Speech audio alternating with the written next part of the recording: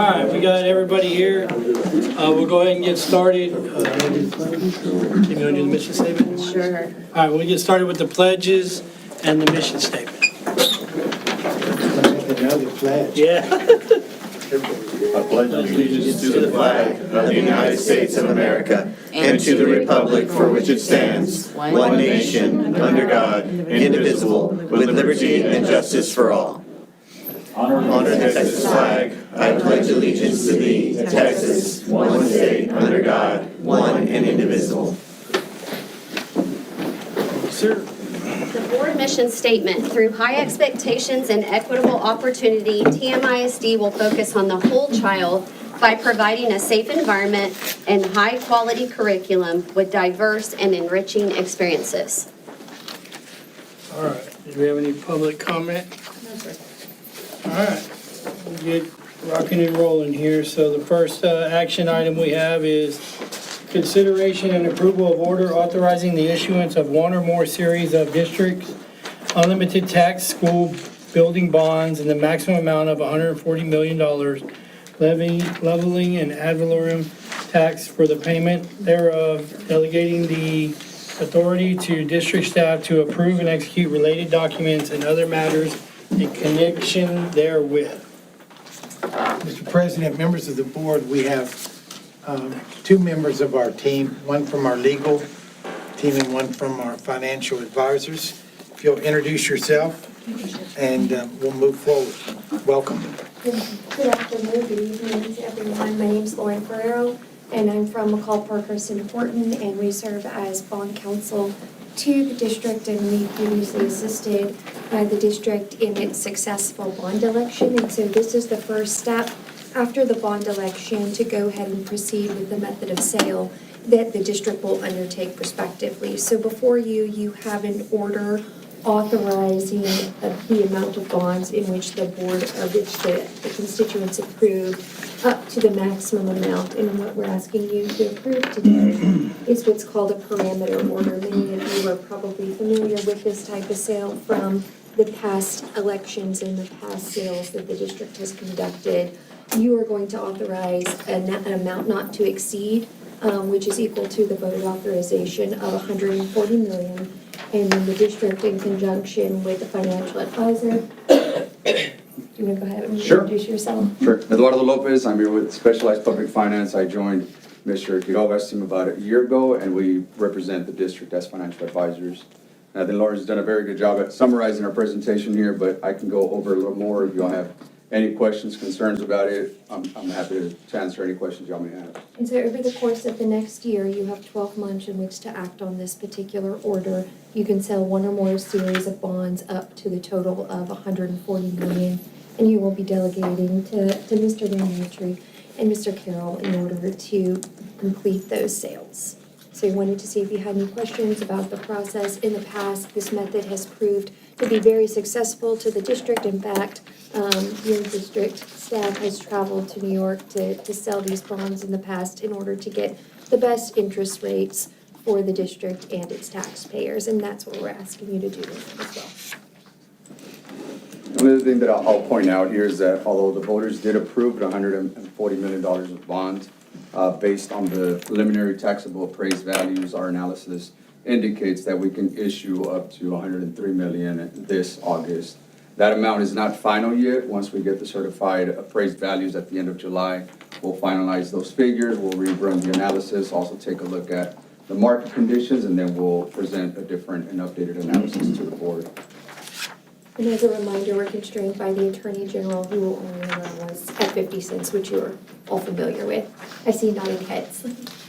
So with $103 million at our disposal, we will be able to start on every project that the voters authorized us to do and that in the bond education campaign we said we would do. We'll start the design phase of the projects that'll take a couple years to build, the band hall, the field house, pavilion, maybe not as long.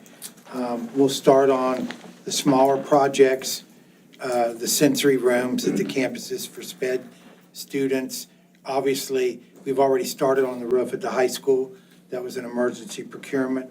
We'll start working on all of the campuses' roofs, as well as the 2 campuses that we weren't able to put HVAC in, which is the intermediate and the middle school.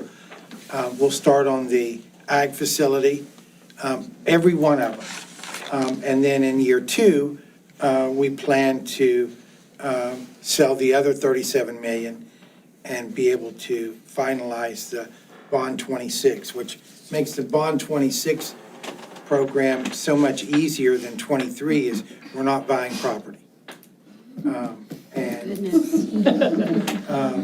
And so that headache, we will have headaches, but buying land won't be one of them. In a further agenda item, Mr. Hernandez will be briefing you on steps that we're doing with both Bond 23 and Bond 26, but this is really a big step in moving forward with selling the bonds and getting the money in our bond funds. Did I miss anything? No, I think the only other thing that I would like to point out is on slide 5. It's a brief summary of the timeline. Today will mark the first step into preparing and moving forward with this transaction. And then from now until we price it on August 18th, I'll work with the district, with the rating agency, underwriters, bond counsel here. And then finally, after we price and we lock in the interest rate, we'll close the transaction on September 16th, which that's when it's expected to close, and that's when the district will receive the funds. So regarding the bond rating, the city's been in the news a lot regarding the downgrading of their bond or their credit rating based on the water issues that we're facing. It's important for us to get a good rating, but since we are backed by the Permanent School Fund, we have, I don't know if it's the highest, but it's, You do. It is. Yeah, you have triple A. and the city doesn't have that. So it's apples and oranges comparing us versus the city. Good deal. Any other questions, comments? Exciting times. It is. Okay. Mr. President, members of the board, it is the administration's recommendation to approve the order authorizing the issuance of one or more series of the district's unlimited tax school building bonds in the maximum amount of $140 million, leveling an ad valorem tax for the payment thereof, delegating the authority to district staff to approve and execute related documents and other matters in connection therewith. All right, do you have a motion? Ken makes a motion, second. Mr. Chapa, second. Ariaga votes yes. Leo Gonzalez absent. Rick Chapa, Yes. Brian Boone, Yes. Kim Boone, Yes. Marty Jimenez absent. Carries 4-0. All right, next one here is, Congratulations. yes, thank Thank you. you. We look Thank you so forward to successful sales and really low interest rates. There we go. Thank you. Thank you. Is the Fed meeting before the proposed sale? Do you know? There's a Fed meeting in July. I don't think there's one in August. And what's the September date? I'm not that far out. I don't know. All right. I'm trying to get there. All right, number 2, discuss and consider renewal of an annual financial audit services contract. Mr. Carroll? I didn't include the proposal in there, but it is boilerplate. It's a standard agreement that we have. Remember last year, we used Laverne Keyschnick for a while, but then they kind of got bought out by Green Growth, and so we're just going to go another year with Green Growth. And so all we're asking tonight is just to approve for our annual audit that's required for us to perform every year.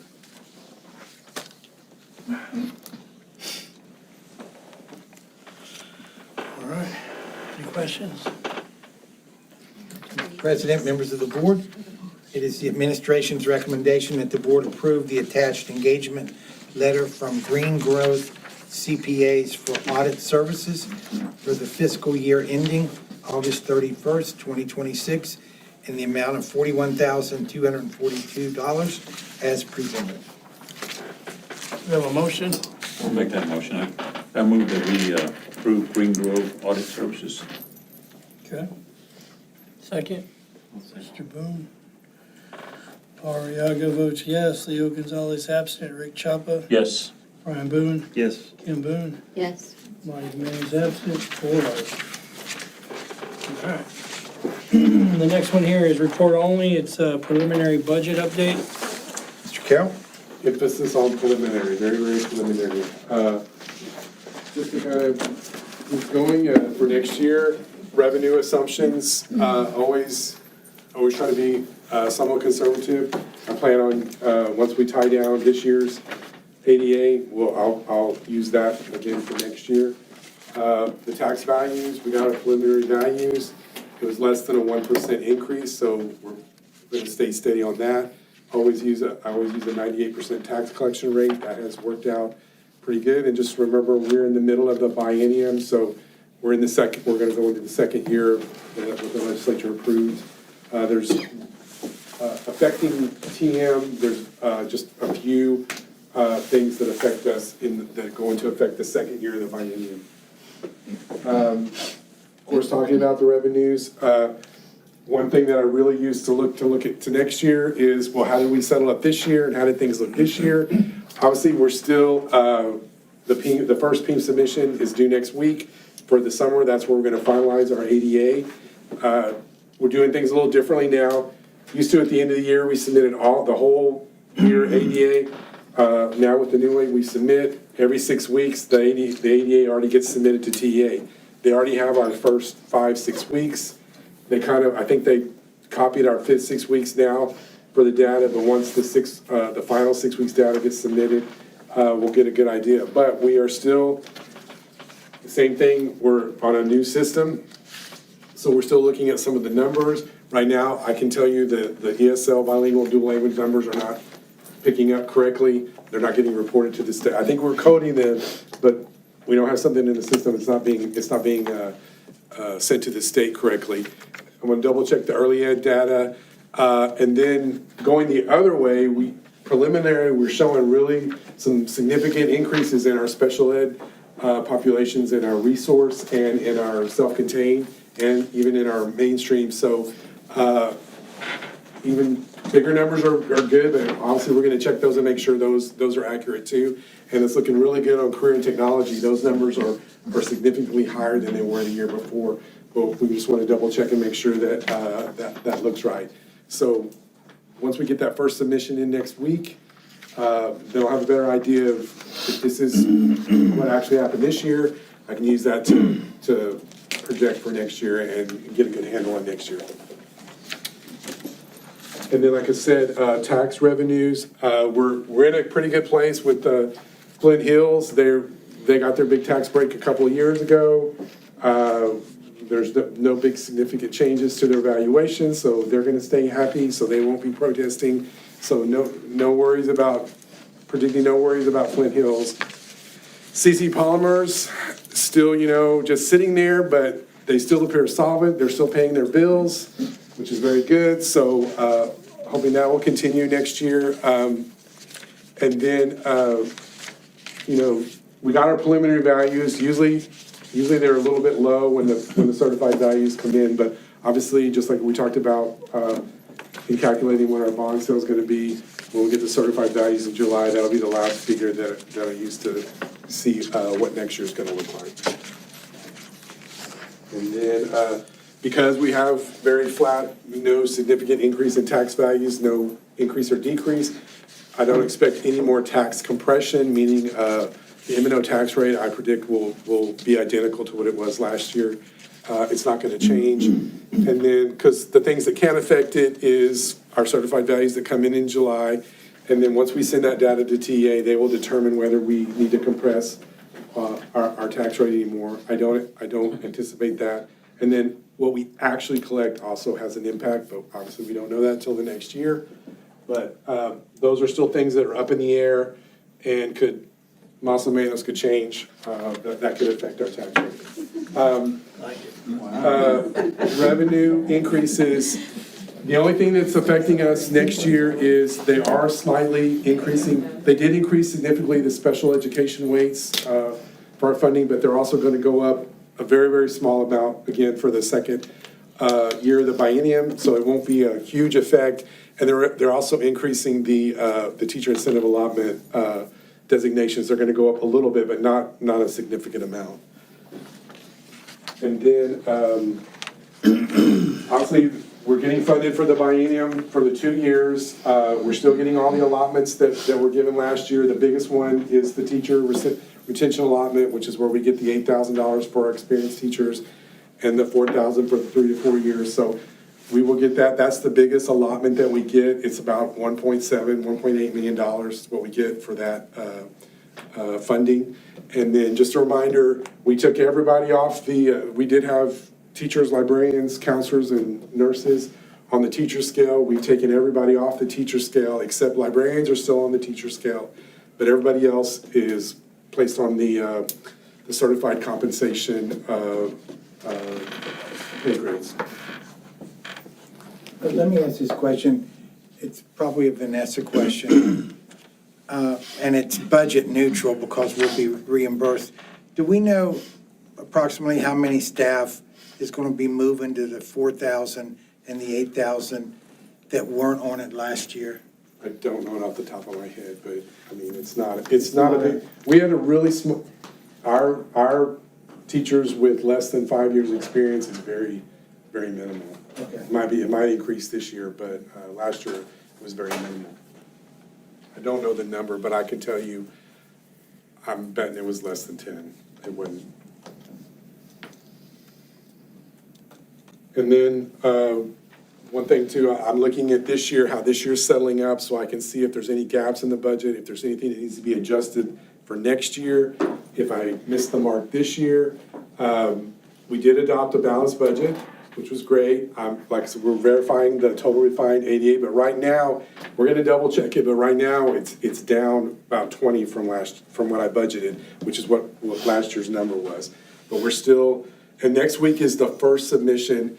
The second submission's in July. I think it'll probably be right for our July meeting. So we also have, once we come back, we had a couple of weeks to really scrub that data and make sure everything's right and make sure we're getting the maximum ADA. Then I'm gonna, look at salary savings, look at how we're gonna settle up this year, so I can make sure that I can adjust it for anything that I need to adjust for next year. Investment income is still down, and SHARD revenue continues to decrease, so I gotta take that into effect. And then I do have some estimated budget shortfalls. Subs is looking like it's gonna be more than what I budgeted. Security, and then really the special education evaluation contract services, that's really kind of blown up the budget this year. So I need to look at that, see how this year's gonna settle up, and see if we need to do any tweaking for next year. And that's it. So that was very, very preliminary, once we have our next meeting, we'll be talking about, obviously we're gonna look at everything to see what we can do, if we can do raises, at least guarantee maybe the teachers a step, what we can do. And we'll be coming with more finalized numbers in July. Obviously, and then we get the values at the end of July, and then we'll get this budget done. It's a little bit easier this year because there's no massive changes with the biennium, but really want to look at this year, see what happened this year, plug any holes, fix any things that we might have been off, so we can get a better picture for next year. But obviously, the number one priority, right, sir, is if we can give raises, we're gonna try to maximize the raises, maximize compensation. So this is Steve Van Matry talking.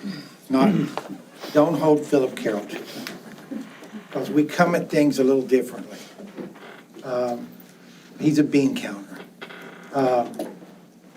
I have a very, very high degree of confidence in visiting with him and looking at some data that we're not going to have any kind of a deficit budget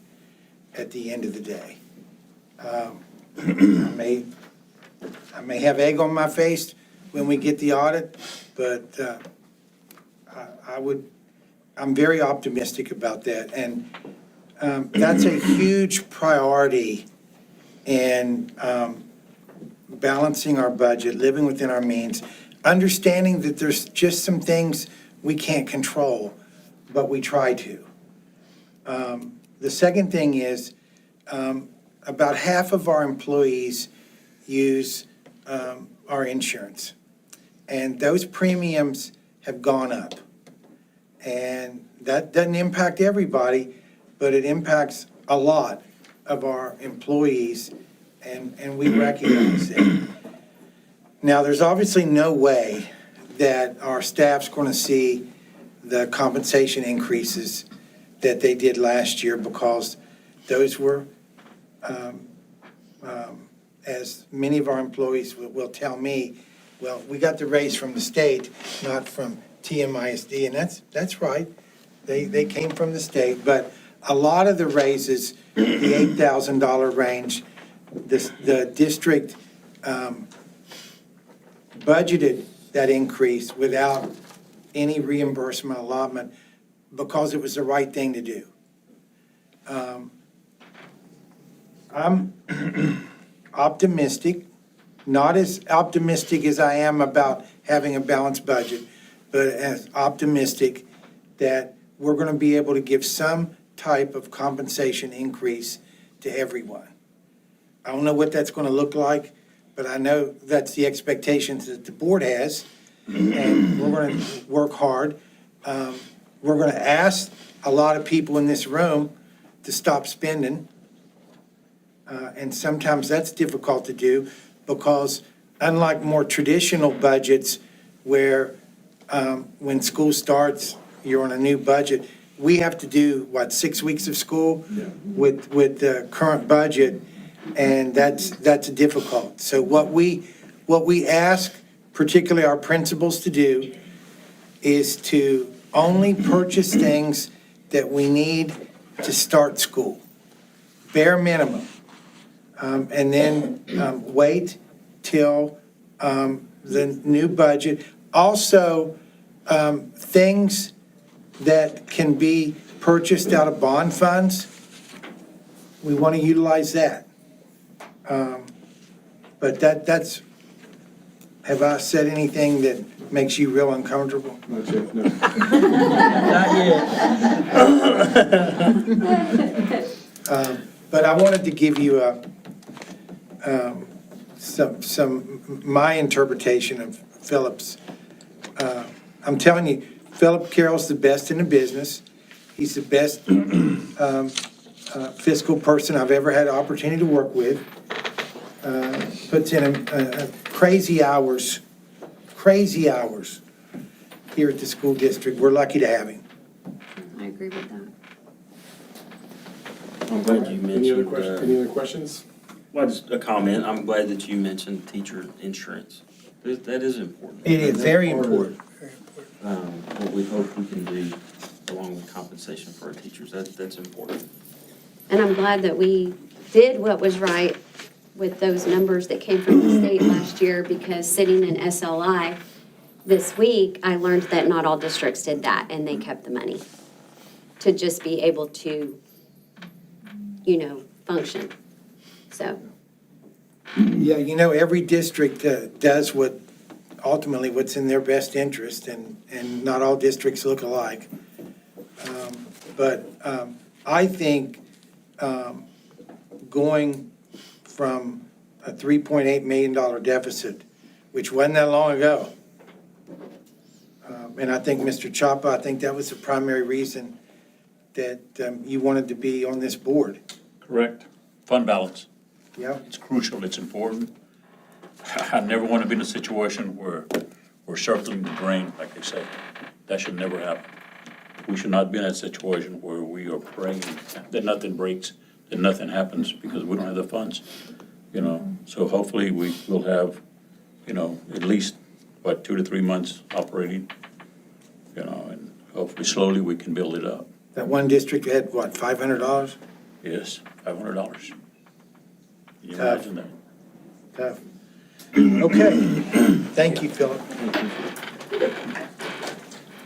All right, that was number 3, report only. Next one is discuss and consider approval of CTE furniture bids. Mr. President, members of the board, this is a fun item. And we've been talking furniture for a long time. And a long time. And I'm going to turn it over to Mr. Hernandez. Good evening.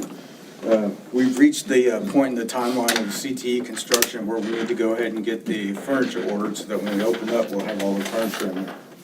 On May the 15th, we posted an RFP for competitive, or for proposals to furnish the CTE building. The bids were due on May 29th, and we had 2 successful bidders. We had School Specialty and Texas Wilson. In your packet, you've got the breakdown of the ranking matrix. If you just kind of look at it quickly, the proposed bid, Texas Wilson came in at about $160,000 less. So they were awarded the max points for that. The next 2, relevant experience and capacity and past performance and related work. Texas Wilson only listed, in the last 40 years, they only listed 5 school districts that they'd work with. They predominantly have worked with large corporations and higher institutions. School Specialty, on the other hand, within the last couple of years, has worked with over 75 school districts. So we wanted the importance of working with, knowing the school's budgets and being able to fulfill our needs with the furniture at a price that we can afford was important to us. The next 2 items, the proposed co-op, they matched. They both went with Omnia. Omnia is the purchasing co-op that we want for this, for our maximum return on the funding from it. And then for reputation, they both matched. Other considerations, Texas Wilson, a couple of things. Their overall umbrella insurance was significantly less than School Specialty. And they substitute some of the items that we requested. School Specialty had 0 substitutions for the request, so that's the reason for the matrix. So when you do the total points, School Specialty came out ahead. Additionally, School Specialty is also offering a 1% supply rebate, which is going to be a little bit over $12,000 that we can use to purchase supplies for the CTE building. Also here tonight, I have Ms. Sylvia Martinez and Ms. Datia Martinez from School Specialty, if you have any questions for them. What I like regarding School Specialty is the collaboration they had with Mr. Alvarado and his staff regarding what do the teachers want in these rooms.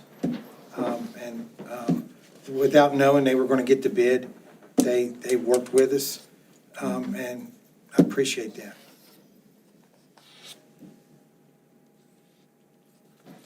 Any additional questions, or with the board approval tonight, the furniture they'll get a PO tomorrow, and the furniture should arrive here in early October, late September, early October to be installed. So with all of our CTE options that we have, and TM has a lot, we're very blessed. Y'all have worked with all of those CTEs and labs and all of that, so you know what all those rooms. Yes, we do. Okay, awesome. In the interest of time, I didn't publish them, but if you look towards the back of it, there's renderings for all the classrooms for the furniture that they'll provide. Will there be other furniture or equipment purchases that will need the? Yes, that will come later, right? the very next agenda item is The another. next item is going to separate us from other CTE. It's a very impressive item. This furniture bid is for all the offices, all the office furniture and all the classroom, regular classroom furniture.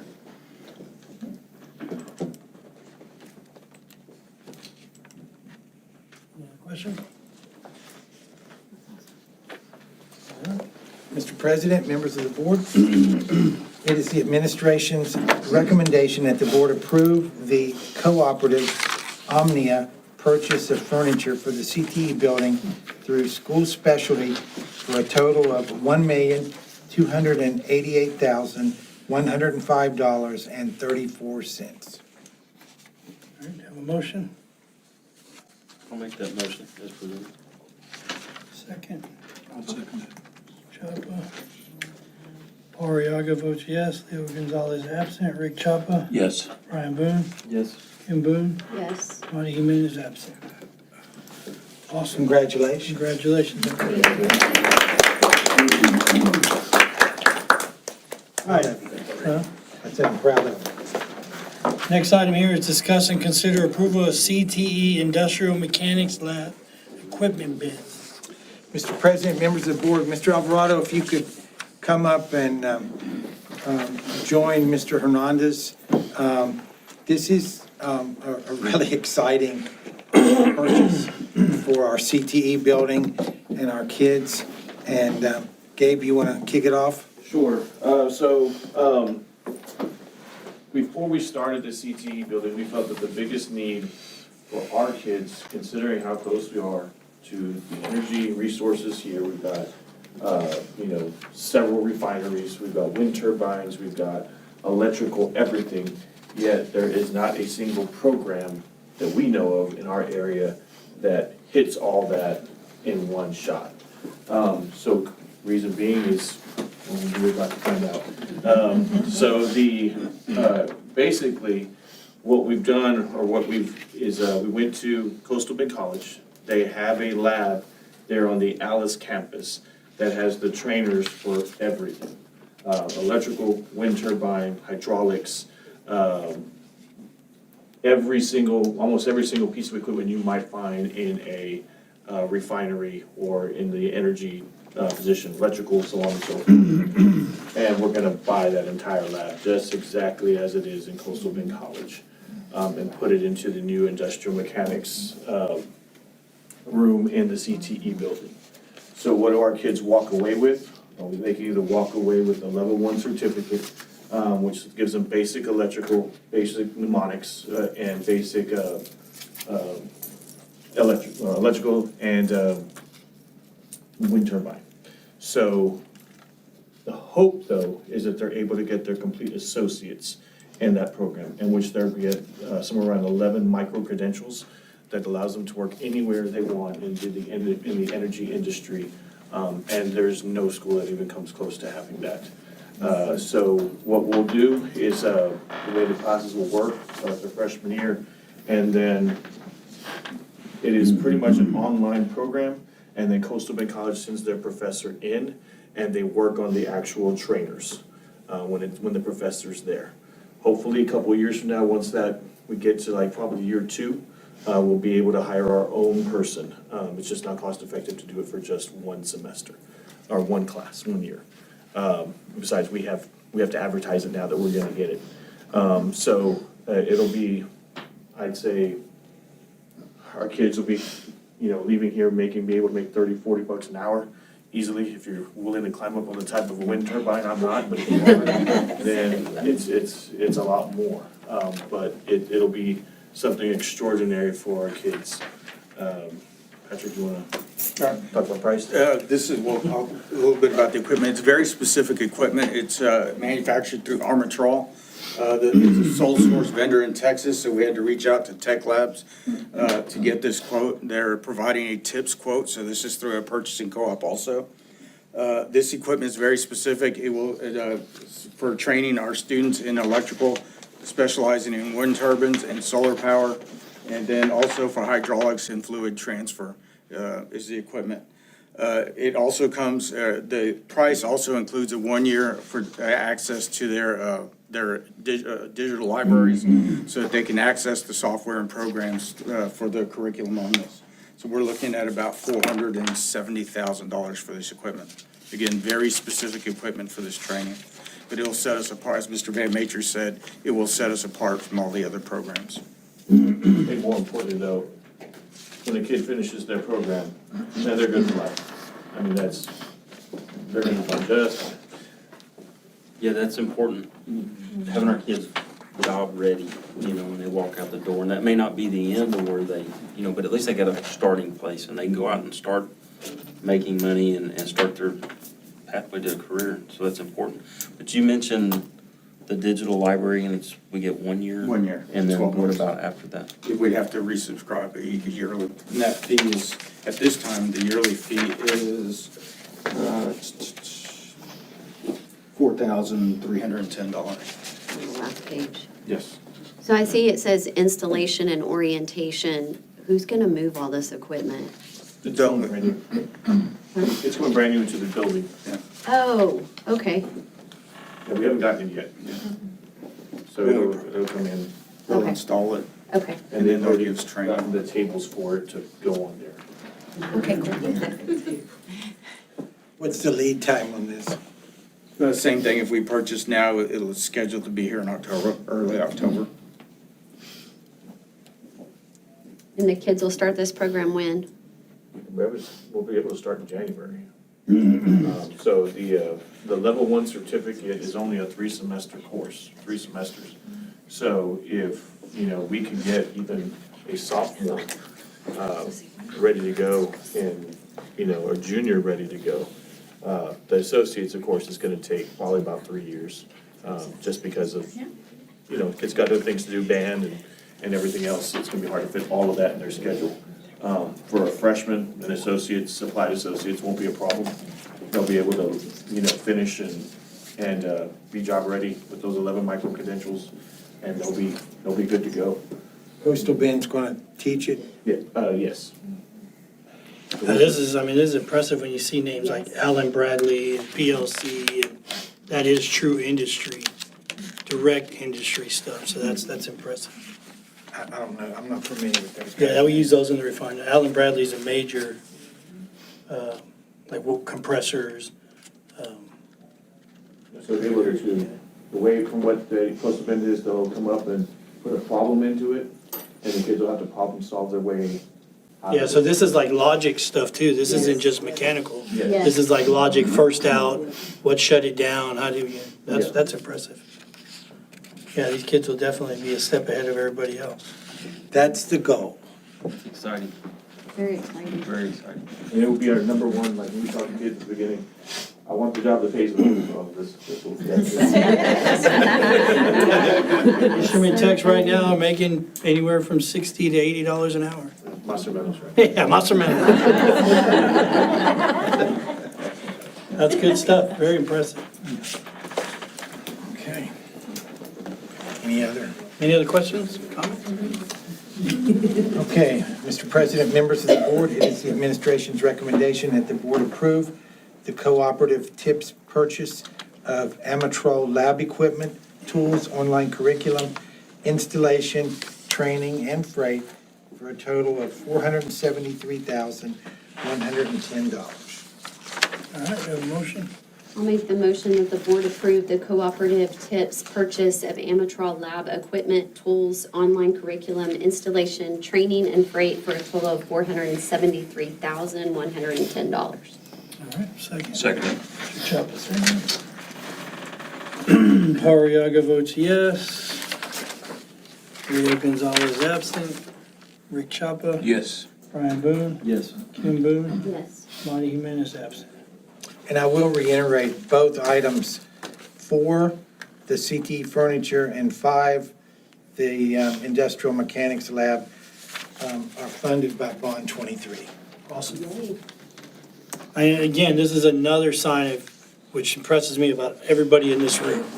All of our faculty is y'all are always thinking ahead. And I think that's to be appreciated, and we don't stop enough to appreciate that. But this shows again that we're not just going through the motions. So thank y'all for that. Y'all deserve a round of applause for that.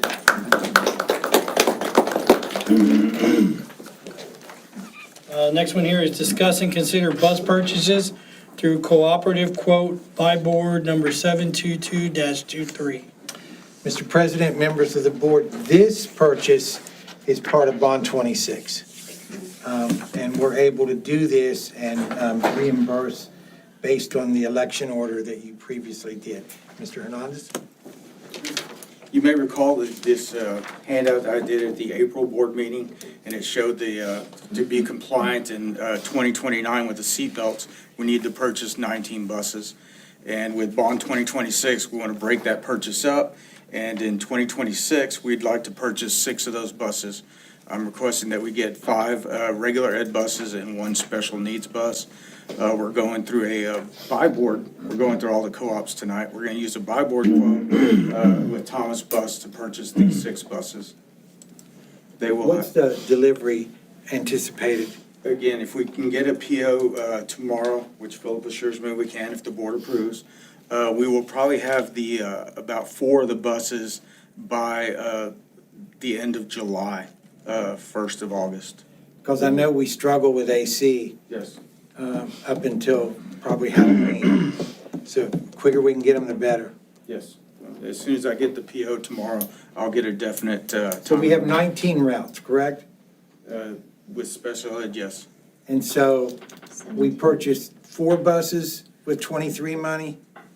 Or Yes. 4 buses? Well, 2 of them were the small buses. They weren't route buses, they're the activity buses.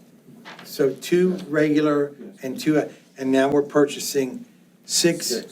So we're making a dent in that promise of 17. Yes. Okay, And by 28, they're all replaced. They're that's all exactly replaced. right. Next year, we're gonna go for 7 next year, then 6 the last year. Hey, good job. All right.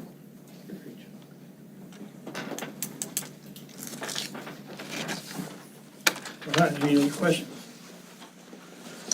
Mr. President, members of the board, it is the administration's recommendation that the board approve the cooperative buy board purchase of 5 72-passenger Thomas buses for the amount of $803,500, 1 39-passenger special needs Thomas bus for the total amount of $156,500, and the buy board fee of $800 for a grand total of $960,800. All right, we have a motion?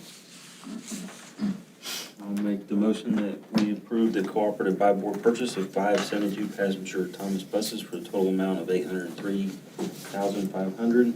1 39-passenger special needs Thomas bus for the total amount of $156,500. And a buy board fee of $800 for a grand total of $960,800.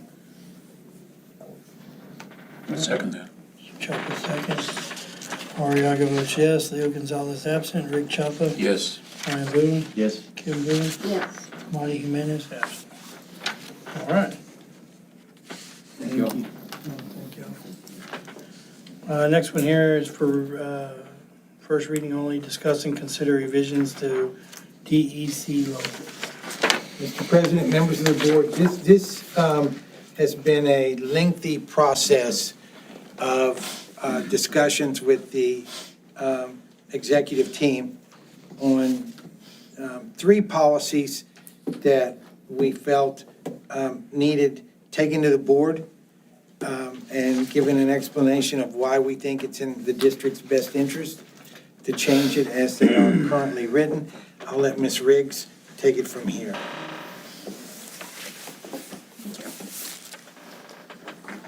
Good evening, trustees. Board Policy DEC is our board policy regarding compensation and benefits, leaves, and absences. The first change that we'd like to make happens to be in the clause under availability, which is on page 2 of 7 of the policy.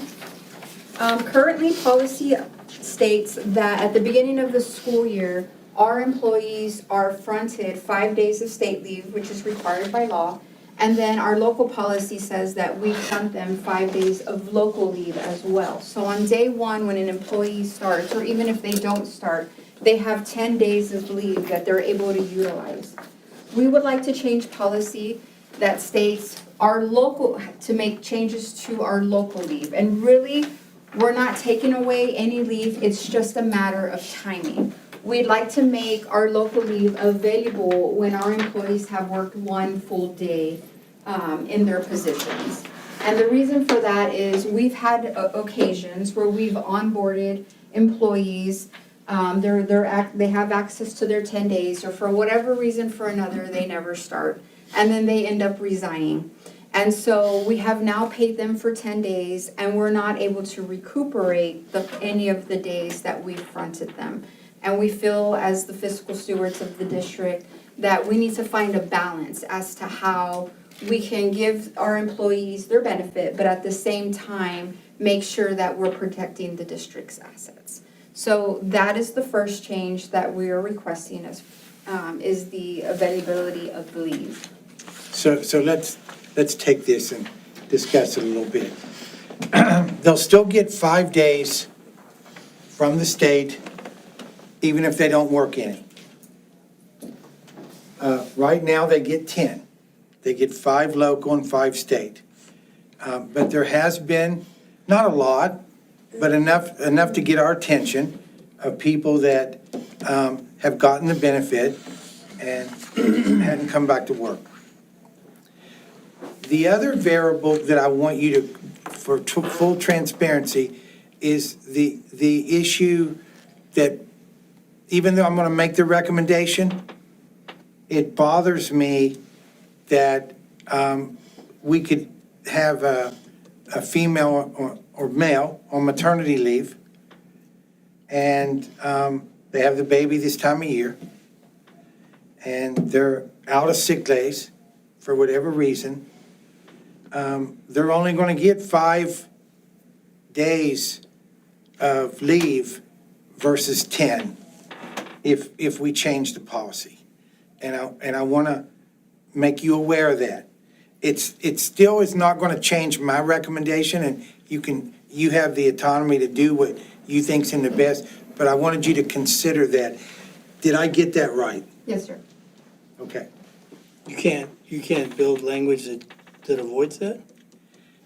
Well, we can keep it what we have right now. No, but language that avoids to where extenuating circumstances would give them the 5 days sooner. I'm not sure if we've vetted that. Do you know if, that's why this is first Like if it's reading. FMLA protected leave, Yeah, then, that's what I was about to say. you know what I mean? FMLA Because that would be, if protected. they had a birth of a child, that'd be FMLA protected. Yes, if they work It's just something to think about, the you 1 know? year Have ahead a, of have time. So a, maybe that is something that we So, could so explore. that's the beauty of first reading. You're not adopting policy, and it gives us an opportunity to bring that question back, or that answer back to you.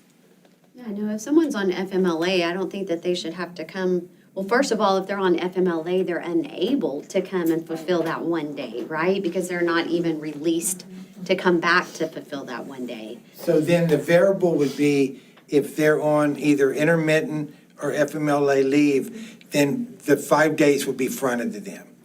So they wouldn't lose anything. yeah, if it's from a licensed physician, all Yes. that legal language. All right, let's research that, okay? Yes, sir. I think that's the best I agree. first option, right? The second question I have though is there still an opportunity for teachers to donate local Yes, leave? an emergency. Right. You have a committee, don't you? Yes, for Extended those that have a sick leave. catastrophic illness and they use all of their leave, and then we have something else called extended sick leave. If they use that leave and they still are gonna be out due to the catastrophic illness, they can request with medical certification for sick leave pool to be enacted. We have a committee, I pull the committee, it's usually assistant principals from every campus and the principal from ACC. We talk about the individual and their illness. If they agree to the pool, then we do send that out district-wide to see if anybody's willing to donate. Awesome. The other two you're gonna like.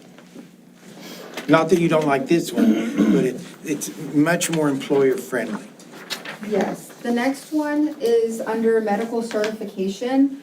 Number 1, it currently says if the employee is absent more than 3 consecutive workdays because of medical illness or illness to the immediate family, they are required to bring us a medical physician, a doctor's release before they're able to return.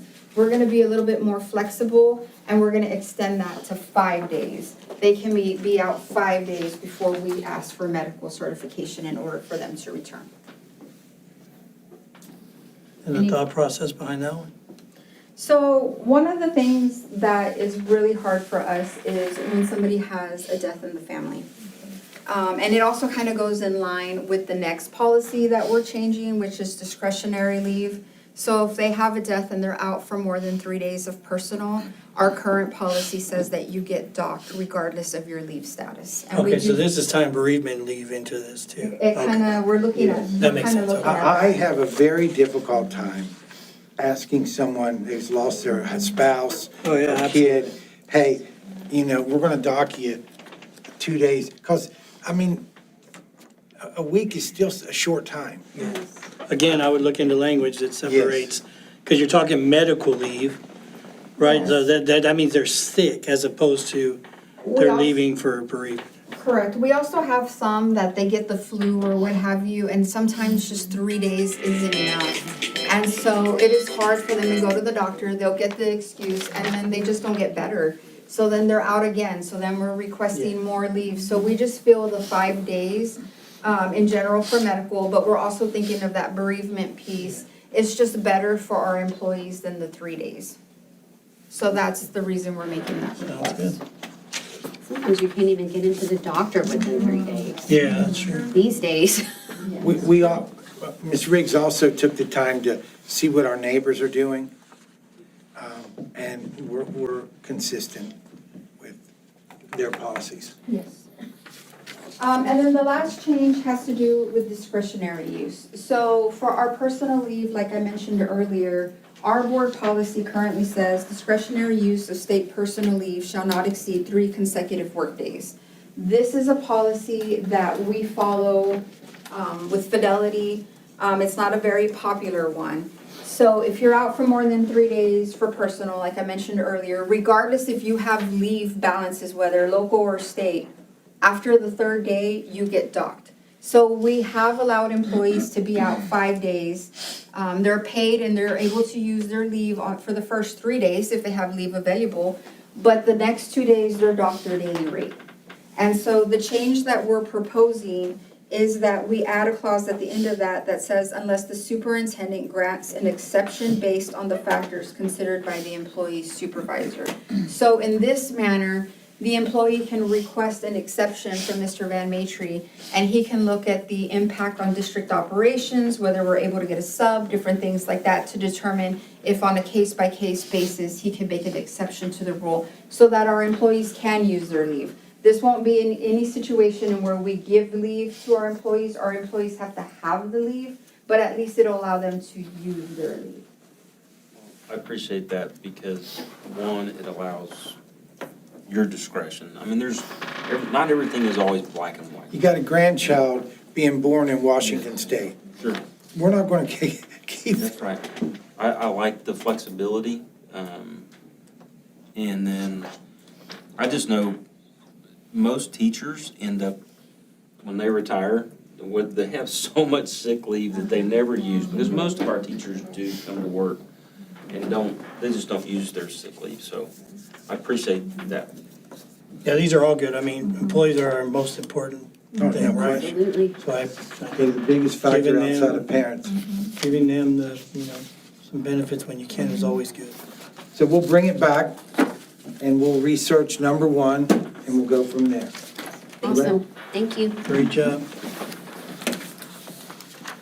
You're still out. All right. Next one here is discuss and consider a resolution of the Tuloso Midway Independent School District Board finding a public purpose in compensating employees during the district-wide late start and immediate closure due to severe weather. Mr. President, members of the board, it seems like this is a redundant request, but we have to have your approval in order to do what we want to do. Ms. Riggs?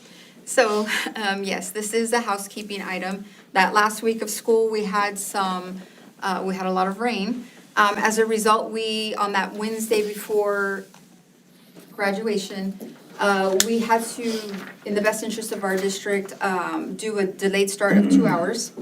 Due to the rain, there was also some electrical issues at the intermediate, so we ended up having to cancel school for the day. So this would allow us to pay our non-exempt staff so that we're not in any violation of Fair Labor Standards Act. Good. Mr. President, members of the board, it is the administration's recommendation that the board approve the resolution of the Tolosa Midway Independent School District Board finding a public purpose in compensating employees during the district-wide late start and intermediate campus closure due to severe weather. Do you have a motion? I'll make a motion that the Board of Trustees approve the resolution as presented. Mr. Chapa, second.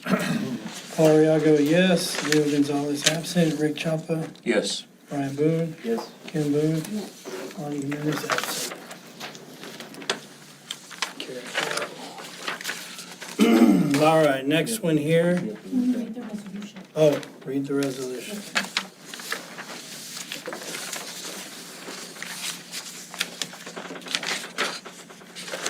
You got it right here. It's supposed to. Okay. All right, here we go.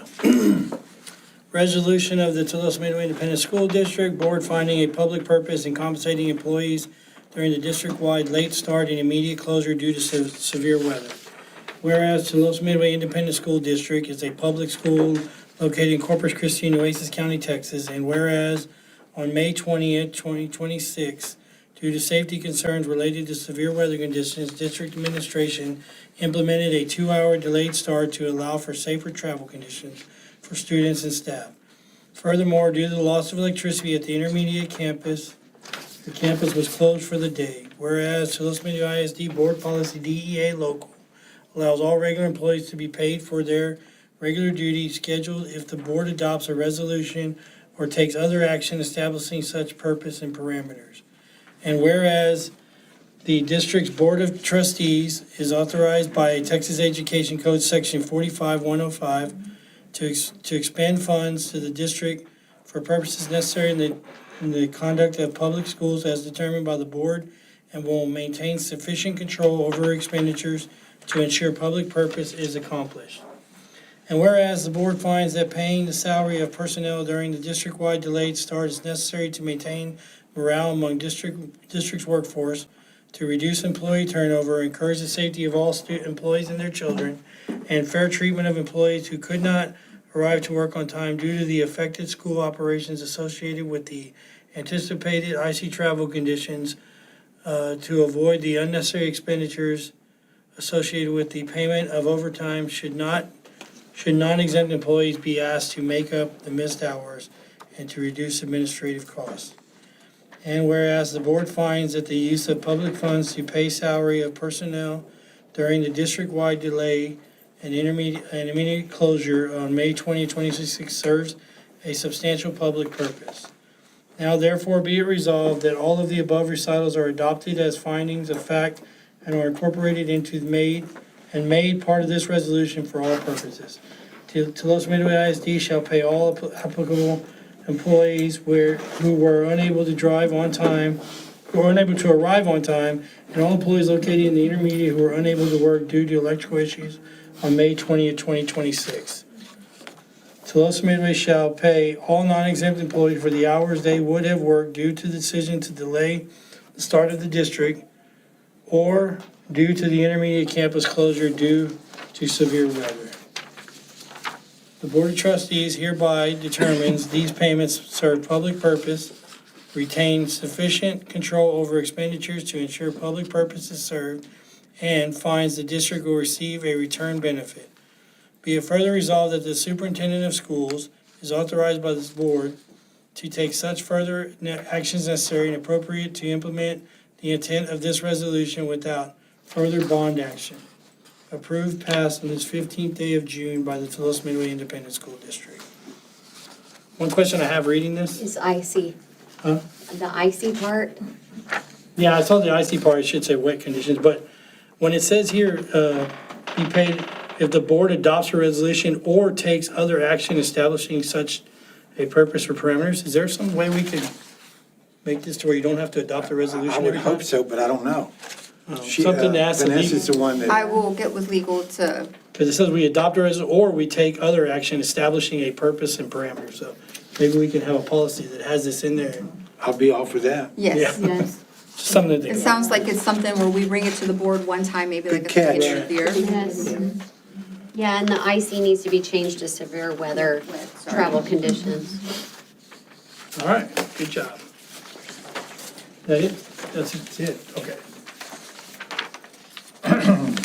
All right, the next one here is report only, TM bond 23 and bond 26 updates. Okay, let me start by, I've given you a budget, a couple pages. I wanna reference this because this is more of a micro dissection of the $170 million. Phillips is more of a macro, a much broader categories, but this breaks it down. And so we both, he keeps his budget and I keep mine, and then we get together and we reconcile, and there'll be times that I haven't caught an expenditure that I'll have to, I think the last one was, I forgot to pay the architects. And so I was getting real excited, we had more money than we really did. But this is broken down into 9 categories. With all the categories that you'll recognize, most of them are fairly completed, with the exception of, obviously, the junior high, even though we have spent a bunch of money for design and land and CTE. That's why the majority of the 170 million is still in the bank. At the end of the day, a little over $9 million for the natatorium. The CTE center, including furniture, is almost 39 million. The junior high, with everything, I've updated that construction cost. When we started this budget, that 85 million was at 70. Athletics was a $5 million, had $122,000 for the high school elevator. Safety and security, 5.5 million. Infrastructure, including the high school HVAC and the primary air conditioning, a little over 11 million. Transportation, 1.1, and then some miscellaneous expenditures that are identified there. The largest being the band equipment, for a total expenditure of $170,308,000. Our revenues, the bond, and we've sold all the bond 23 bonds, is $164,625,000. We've incurred over 5.8 million in interest, for a total of revenue of, to date, I'm a little behind on the interest, of $170,441, and with a balance of $133,000. There could be an IRS implication because of the amount of interest that we've earned. Philip, you want to carry the ball with this, what you've done? We talked about Arbitrage. where the IRS, you're selling tax exempt bonds, so the interest that people are earning on the bonds is tax exempt. So they look at it like, well, if we invest this money, if we earn what they consider, there's a formula, we might have to return some of our interest savings back to the IRS. We've obtained a firm that specializes in the arbitrage calculations. I've sent them everything of all the interest that we've earned and everything that we've done so far. And so they're doing their analysis to see if we have any potential where we have to pay any money back to the IRS because we're earning too much interest on it. I think there's several factors that go into it. I am not an arbitrage expert. That's why I need these people to do it for me. But we'll know here pretty sure. They can, I think, project out. A lot of it has to do with how fast you spend the money. And we're only a little slow on 23 because of the junior high. But once we start constructing, that money's gonna get spent. But We'll keep you all updated as soon as I find out what the arbitrage impact will be. We'll have to start backing some of this interest back out because it won't all be available for us to put in. Is the formula on that for each year standalone, or do they factor in the It's previous years? Because And I know it doesn't kick in until, it doesn't kick in until like the third or fourth year. It's not something that kicks in immediately, but they have all that data and they can kind of project, because once the junior high construction starts going, we're gonna start making those big, construction in progress payments, so that will go down, pretty quick. But we are earning some interest right now because that we still got between CDs and the pools, I've still got about 120 million still in the bank. But like I said, once the junior high gets going, that's gonna take care of that. Any questions? You're completely up to date on bond 23 budget. Okay, Patrick? Also provided you a little cheat sheet with the projects. I'll go over quickly the ones that we are ongoing right now. The primary project, even though we're substantially complete, we've already reached a year on the warranty, and we're out of the year warranty. We had issues with the insulation on in the boxes coming undone, and Lennox repaired it all. They sent entire new panels. It was a factory defect on how they secured it with the glue. It failed, so they replaced all those panels. In good faith, Perry Mechanical is extending another year warranty on the panels, so if we have any issues, Perry Mechanical will pick up the tab to replace anything. During the 1 year, we had issues with some control boards. We lost a couple of motors. Of course, Lennox and Perry Mechanical covered all that, but we're still monitoring 3 units that we've had hiccups with them. They haven't failed or anything, but they've reset themselves a couple of times. So that's why I mentioned that we're not fully closed out in this project, because we're still monitoring a couple of units. Sorry. Yes, ma'am. After our extended warranty is gone, what are we doing after that? If the insulation fails, Or if anything goes wrong with well, we this still have, like, the stuff? compressors are 5 years, so we still got multiple years, but as far as like the actual box in the beginning, the warranty ends in a year, but that's why Perry's extending that one. But anything else, any other repairs, if they're out of warranty, then it would be our responsibility to get them repaired. Okay.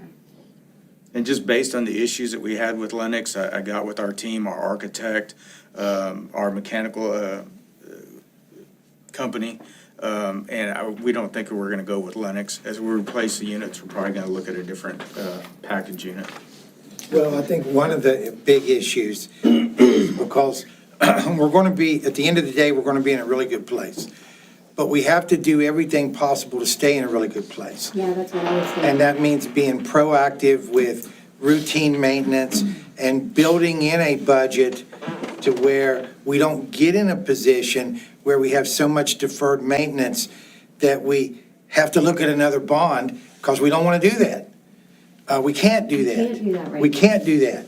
So it's a big deal to protect our investment. Yeah, that's basically where I was going with Yes. that, making sure that we're, Do y'all build PVM plans? Preventative maintenance plans? Do y'all build PVM plans like trip testing and all that, checking wiring? The wiring, not so often. It's mainly, the biggest thing for us to get the most out of this is washing the coils. Our environment is so corrosive.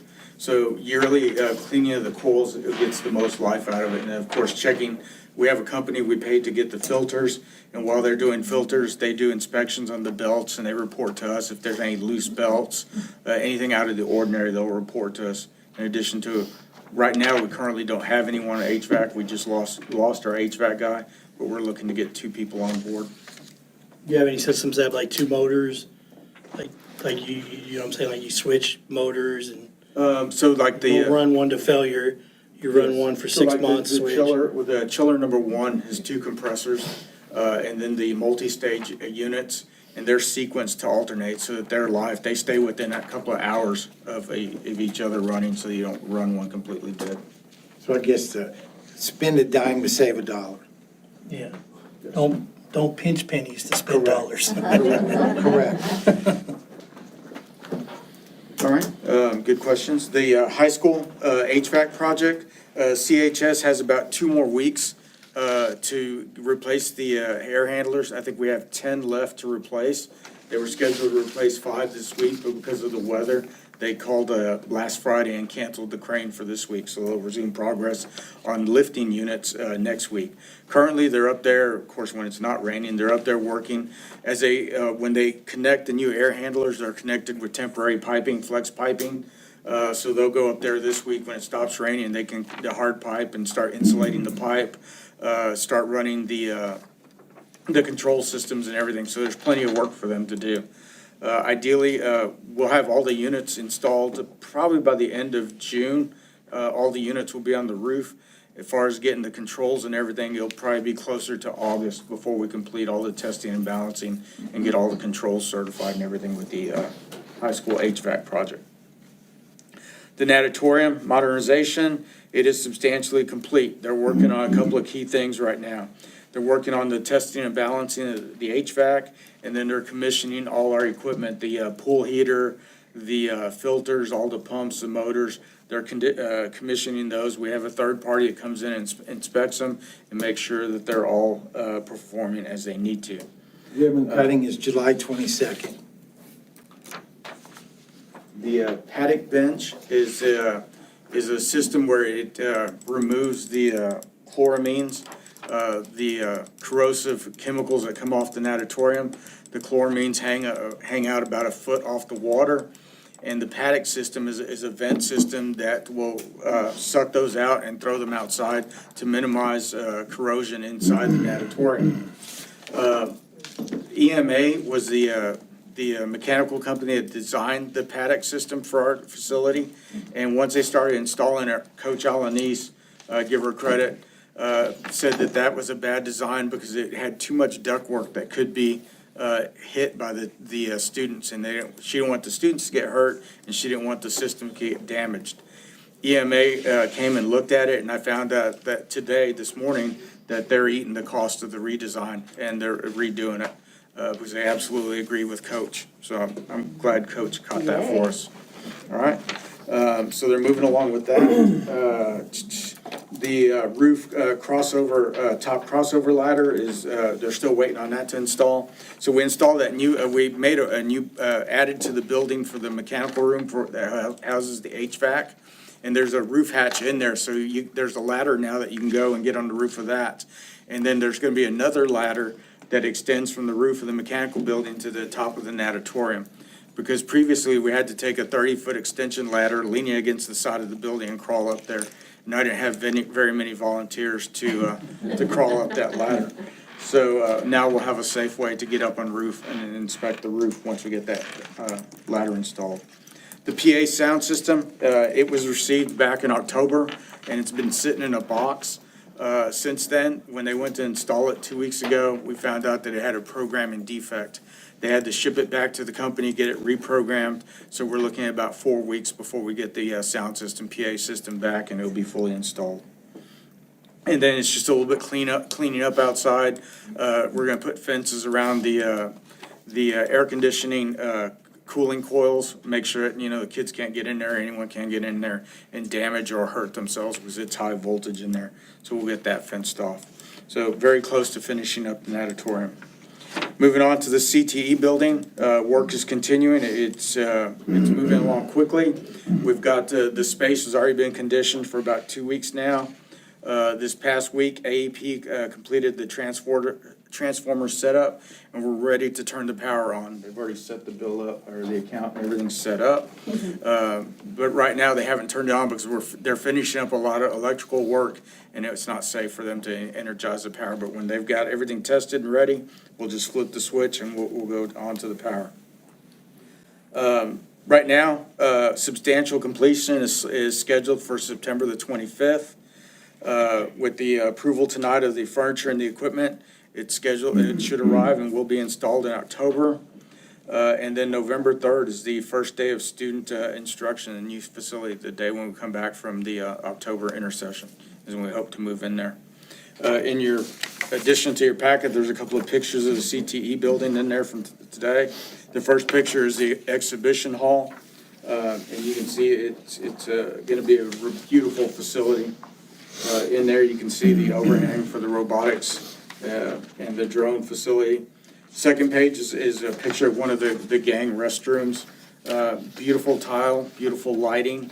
That is not the floor, that's a protection. They've already poured the floor, and it's that speckled flooring, but that's a covering just to protect the floor while they're finishing to install the equipment. And then your third photograph shows the forensics classroom. The millwork in there has already been installed. It's a very specialized millwork, and to store it was gonna cost us quite a bit. So, and it's on the second floor, and they were ready for the install, so that millwork's already been installed in that room. Beautiful millwork, and they're doing a great job. You can see it's all covered and protected. And then finally, the last of bond 2023 is the junior high construction. A couple of big things. Today, we released oh, I'm sorry, that's a different one. I'm gonna jump to 2026. For the junior high, the final plat paperwork was submitted to the city on June the 5th. We're waiting for either approval or if they have further questions. They've already rejected us twice with further questions, and we're hoping that this should be the final submittal and get it approved. The architect, Linez Architects, is working to provide the contractor with civil plans by this Friday. The idea is that the contractor will be able to bid out the utilities and the foundation work. So we'll be able to start working on getting electricity, water, and sewage to the new site, because the contractor is telling us that they need water at the site before we start doing the foundation work, because it would be too expensive to truck in water. So we'll be able to get rolling on that. The architect is scheduled to provide 100% plans to the contractor by July 2nd. And with those plans, we'll be able to submit for city permitting and start bidding out the work for that. So normally you would bid those all out together, but both the contractor and the architect are working hard to try and get this project rolling. And that's why they separated out the civil, so we can get some movement out there at the site. We have a meeting with Mr. Van Matry this Wednesday to go over all that, the plan and get a better timeline for the overall junior high plating and construction. Any questions on bond 2023? All right, moving to bond 2026. A couple of things. The RFQs for the architects went out today. They were in the Caller Times in today's paper. They're also posted on our website. The date that they're due is July 10th. We'll have a committee review them. We'll make recommendations. And then at probably our next board meeting, July the 20th, you'll interview the firms, and then we'll select the projects, and then we'll go from there for the bond 2026 projects. The high school emergency roof repairs, Habert's already begun installing the safety equipment and preparing the site for the roof repairs. The roof materials were ordered the same day that we signed the contract, and they're scheduled to start arriving next Monday. But due to the weather conditions that we've had, they've modified their plan of attack a little bit. The original plan was to take, we've got 3 large areas. They were gonna remove the entire roof of one of those areas and then re-roof it. But because we're getting so much rain, they wanna limit the risk of damaging the inside of the building any further. So they'll take smaller sections, a couple of 100 square feet at a time, remove it, and then completely install it so that we don't have any water intrusion into the building.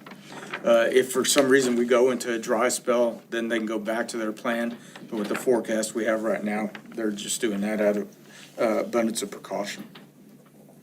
The Mesquite ISD Pavilion, on May the 28th, Hellas took us up to Mesquite to tour the pavilions for their district. Inadvertently, we saw probably about, I guess, 3 of the pavilions for that district instead of just the one. Once we saw Mr. Arriaga was on the trip, initially when you walk up to the pavilion, you're just overwhelmed by the size. I mean, it's covering an entire football field. It's about 60 feet, which is almost 6 stories tall in the middle of the pavilion. It's a very tall structure. We learned a lot from that trip. One of the things in discussing with Mr. Van Matry, it's a very basic structure, and if you look, there's some pictures on it. At TM, we don't do anything basic, so we're gonna look to make our pavilion a little bit, stand out a little bit more, make it a TM structure. You have any comments from? No, Coach and Mr. Van Matron team did a good job, because I was fascinated with an indoor facility, and then they looked at this, and it really is the way to go. And with all the new rules coming in, and batting cages that drop down, and they had kids out there playing soccer, and we stayed on one end of the field, they never even got close to us. It was so huge. It's like, by the way, I went on Google Earth, Patrick, it'll fit. I did it. It's 200 foot by 400 foot. So it fits. So it was, yeah, that's the first thing I did when I got to the office. I measured that. But it was impressive. I think it's a great, shows another full study went into all of it. And, ours will be definitely, I know we'll do it right to where our youth activities will be able to utilize it and people will be very happy with it. On our band being able to use it and get The them out band of is the parking huge. lot. That is huge. That was one of the things that was really big about it. So are batting cages built into the plan? I mean, is that something? Yeah, they drop down, it comes down with the And I package. know when we built the dome, if you go look in the dome, there's structure for that. And I think we ran out of money. Yeah, So I think it would be important if we can do that. yeah, Does it fall under the budget, all this? I believe so, yep. And then we're also gonna have baseball lines, so you can drop a netting system down the middle. There's different ones, but the one we were looking at down the middle, and so you can basically have a softball field with the lines drawn from the end zone, and on the other edge, you have a baseball field. GP has it in their indoor right now, and I got the idea from it, but teams are doing that so they can have multiple practices. JV freshmen, JV varsity, sub-varsities can practice with all the varsities at the turf field during their athletic period. Yeah, I appreciate that. That's good. Because when we designed the dome, that was one of the things, you could see the soccer lines and stuff. So that's great. So if you That's look at this exciting. picture, you can see the batting cages are suspended right there. And then they also have three, they can section off into three different areas. So you could do soccer, you could do baseball, you can divvy up the facility to do multiple practices. So what about unfortunately in South Texas, we have wind. What's the architectural consideration on that? I mean, see any problems with, No. since it's not a full? It'll be a windstorm structure. Of course, you look at the next page, I mean, they're massive beams, and it'll be designed it'll be windstorm compliant, will be certified for this area. The other thing I was asking is, the metal panels, because of our corrosive environment, we'll get the extra coating, make sure that they're protected. If we could do a different type of, and go away from metal, and go with something vinyl coated to get the maximum life out of it, we're gonna look at that. Yeah, they talked about the southeast wind, how we get southeast wind. Do you offset the what are we calling it? The athletic facility, it's the Field house? field house. Do you offset the field house? It gives us a lot of opportunity to do a lot of good things. Like their team can get really creative and make it amazing, so. One of the other things that we learned from their mistakes is their band tower was too short. The band director needs to be up higher to see all the movement of the bands. That was one of the things that they would change if they could redesign it. So it'll be a beautiful facility. That's exciting. All right, and then the last thing on bond 2026 was just the approval tonight of the 6 buses. We'll get those POs and get them ordered tomorrow morning. You're up to date with the That's bond awesome. projects. Thank you. Great job. Very everyone. exciting. All right, next one here is report only as well. It's Warpath Academy update school year 2025 through 2026. Mr. Alvarado?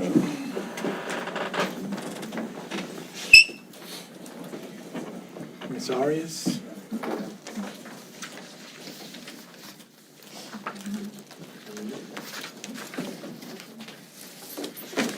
Okay, everyone. So this is an update on how we did this year with our Warpath Academy. So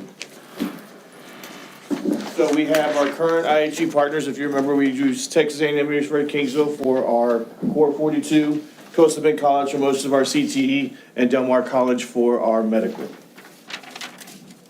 So these are total enrollments for Coastal Bend College.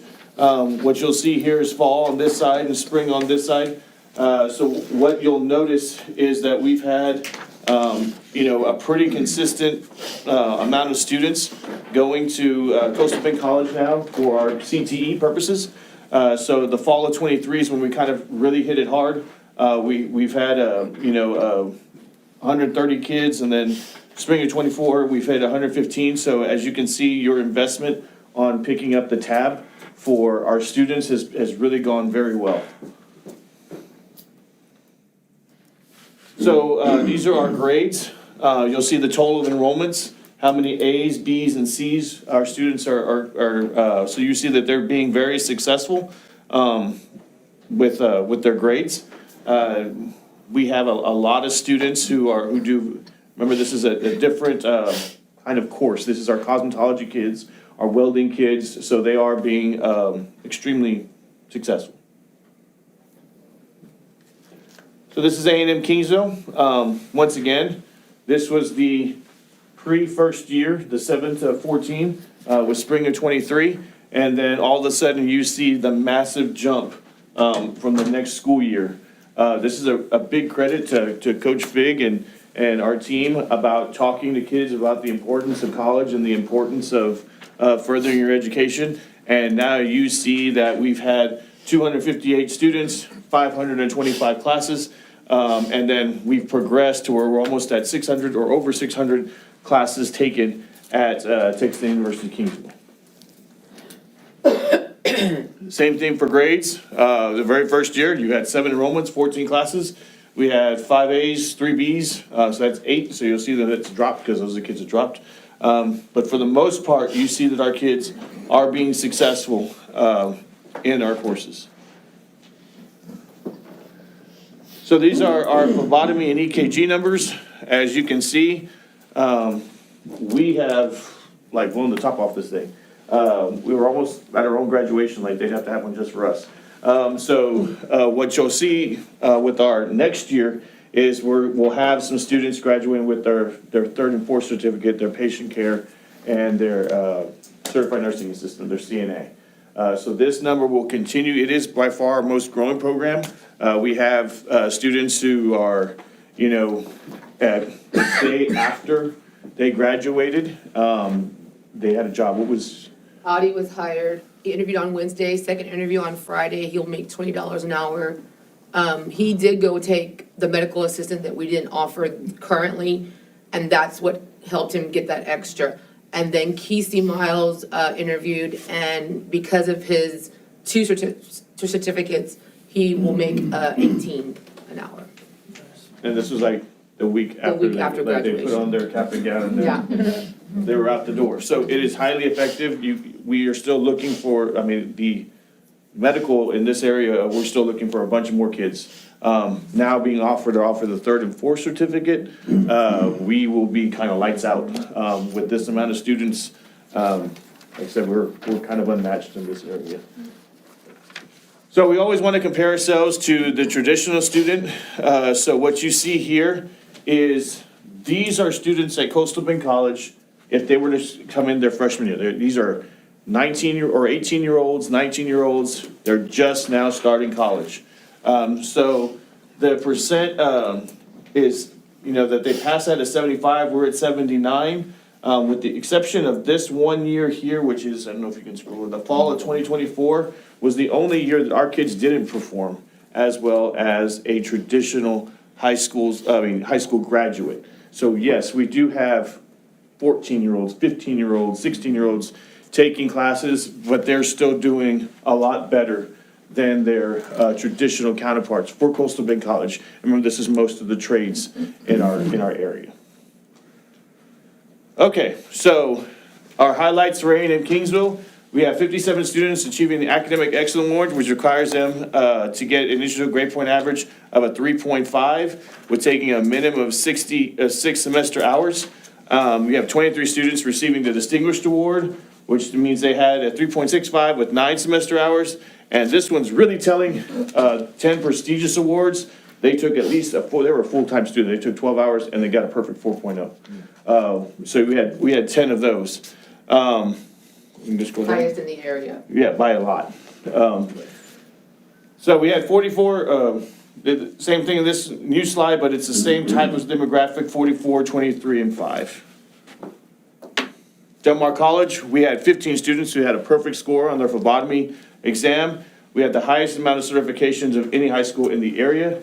I think if we counted correctly, if we took everybody else, we're like maybe 10, 12 short of what everybody else produced altogether. Coastal Bend College, we had automotive students. We had 2 students who earned both their level 1 and level 2 certification. 12 students are cosmetologists who are licensed now in the state of Texas. They walked out, they have a job. In fact, they got jobs before they even graduated. Law enforcement, we have 8 students who earned their level 1 certificate. Many of them are on the path. These kids graduated as sophomores and juniors with their level 1 certificate. They are on track to get their associate's degree in law enforcement. The Coastal Bend College has a program where their associates leads right into the at Sam Houston, the best criminal justice school in the area. That automatically transfers whatever they take over because they have a deal with them. So if they really wanted to go, they could go to Sam Houston. Welding students, we had 13 students who earned their level 1 certificate. So this is, I think you got to understand the difference between the level 1. We have a lot of students who got their IBC as well. That means they are able to go weld with their credential. These kids finished college work so that they could also get their certification. So there's no 2 separate things. We have more kids who got their IBC, but didn't fulfill the college part. There was 2 additional classes they needed to take. We are making very sure that they do those their freshman year. And if they fail, we'll catch them. Associate of Arts degrees, we had 7 kids complete associates, which is crazy. 1 kid completed an associate degree in science. We're now at 8. We project this number next year to be well over 20, now that we've caught our juniors, because we just figured out how to do this at the start of the senior year. Yeah, September, we had a meeting and said, oh, let's try it. So we did, and that's what we got. We got 8 kids to graduate with their full-blown associates. Many of them are now on track to get the next step. Okay? So next year, we start our new partnership with Southwest Texas College in Uvalde. They have an associate's of business with the level 1 certification. We're like, why Uvalde? Well, because they are able to take one of our teachers who just has a regular bachelor's degree and teach classes, and they don't charge us for that. And so that's going to be Coach Galvan. He'll be teaching these classes, and our kids will graduate with a level 1 certificate. They will also go towards an associate's. So many of our kids, most of our kids, in fact, like by the junior year, they should graduate with their associates in business. We are meeting with Blinn College to talk about level 1 certificates. This is Blinn in College Station. There is a new, the state of Texas in their infinite wisdom has decided to change certifications again. So the plant ag piece that the state has done has decided to label that a tier 3 certification, which means that for the most part, if we have 10 kids who graduate with that floral certificate, you're only able to count 2 of them towards accountability. So it's a way for the state to say this is not a high need, high income area, so we're going to do something to make sure that you put them in something else. So luckily for us, we did a lot of research. Blinn has a plant science pathway that is not just floral, but it's also the science behind plants, which helps with, the whole entire ag industry. So students will be able to get a level 1 certification out of that. As well as game design, we are moving towards, because we're scared, and that's for no other reason that this might happen with a lot of our other IBCs, we're gonna try and push that every kid graduate, not just with an IBC, but with the level 1 certificate from a community college. So seniors will now be able to obtain a medical assistant patient care technician we talked about in the earlier slide. We are revamping our facilitator role in the classroom. We have decided that maybe a paraprofessional is not enough in that classroom, so we've moved on to a full-blown teacher in that classroom to make sure that our kids are staying working the entire time. We've also, if you know Coach Figg, she works like 90 hours a week. We've decided to, move some personnel around without any additional cost to the district, hire a new Warpath coordinator so we can split the alphabet in 2. That'll provide us some oversight that we need to make sure that things are getting done as we expand.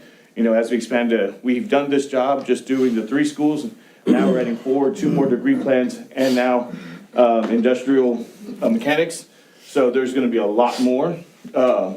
We've also added another academic advisor, so this will help. We've kind of heard your concerns over that. So the way it'll work now is the alphabet will be split in 2.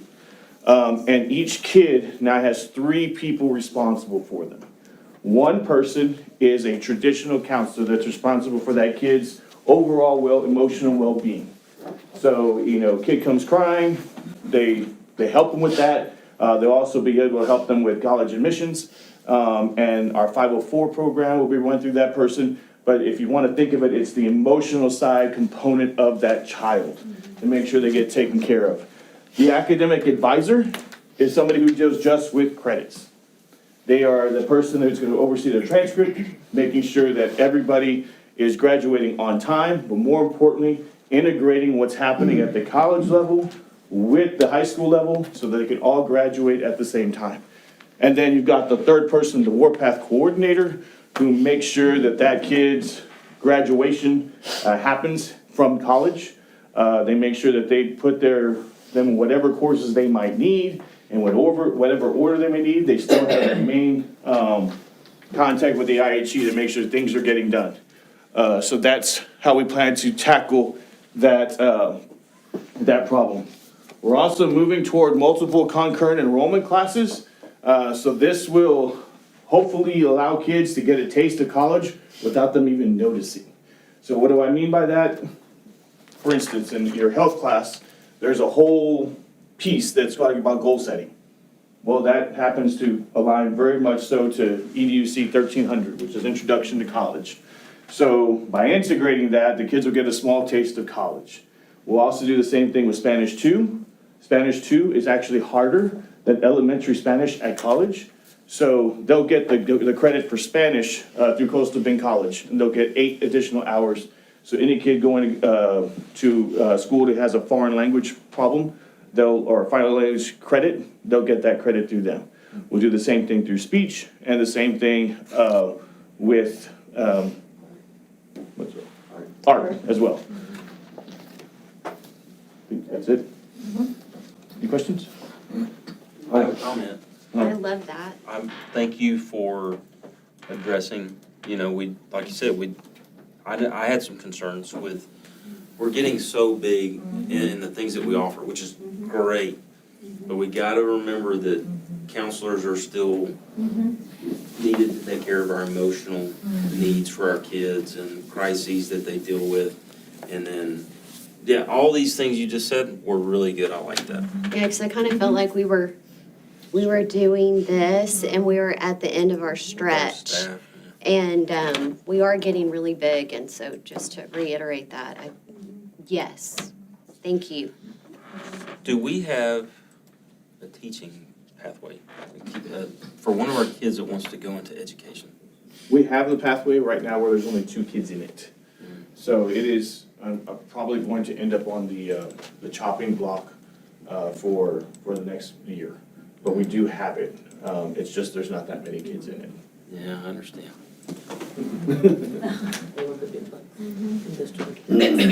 At the conference this week, or last week, it talked a lot about that's how schools are feeding into growing their own and bringing those kids back to work for them. All the schools are in the same bind as ours of not being able to hire teachers. So that's a great way to feed those kids back into education. Yeah, we started our first class this semester, or this year. And it started with like 11 kids and then it dropped to 2. Saying 11 dropped to 2. And I think it was more of I don't think it's anything it's teaching or anything. It's just it's the opportunities that we are providing in nursing and everything else that kind of featuring that. So, you know, I just want to, say thank you to y'all as well. You know what I mean? We ran the numbers for the senior class, posted on Facebook. I can't tell you how many people have reached out to us and be like, that's crazy. Those are crazy numbers. But thank you guys for giving us the opportunity to provide this as, free for our kids. It's made a massive difference. You went from probably maybe 60 hours of college taken to college hours, and now you're close to 3,000. 3,000 Yeah, at that's Kings alone. nuts. So, we are preparing our kids for the future. We want to ensure that every kid has the opportunity to make something of themselves. And you're providing that opportunity to watch today. Thank you for that. With the end of year celebrations we had with CTE brunch and then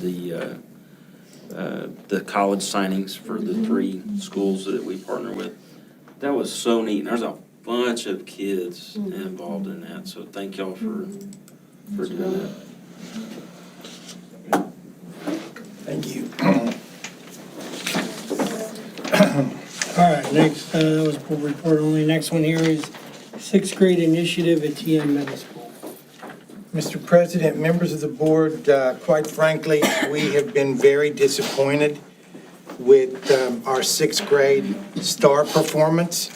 3 of the past 4 years, we've seen a dip in reading and math scores from what they did in grade 5 to what they did in grade 6.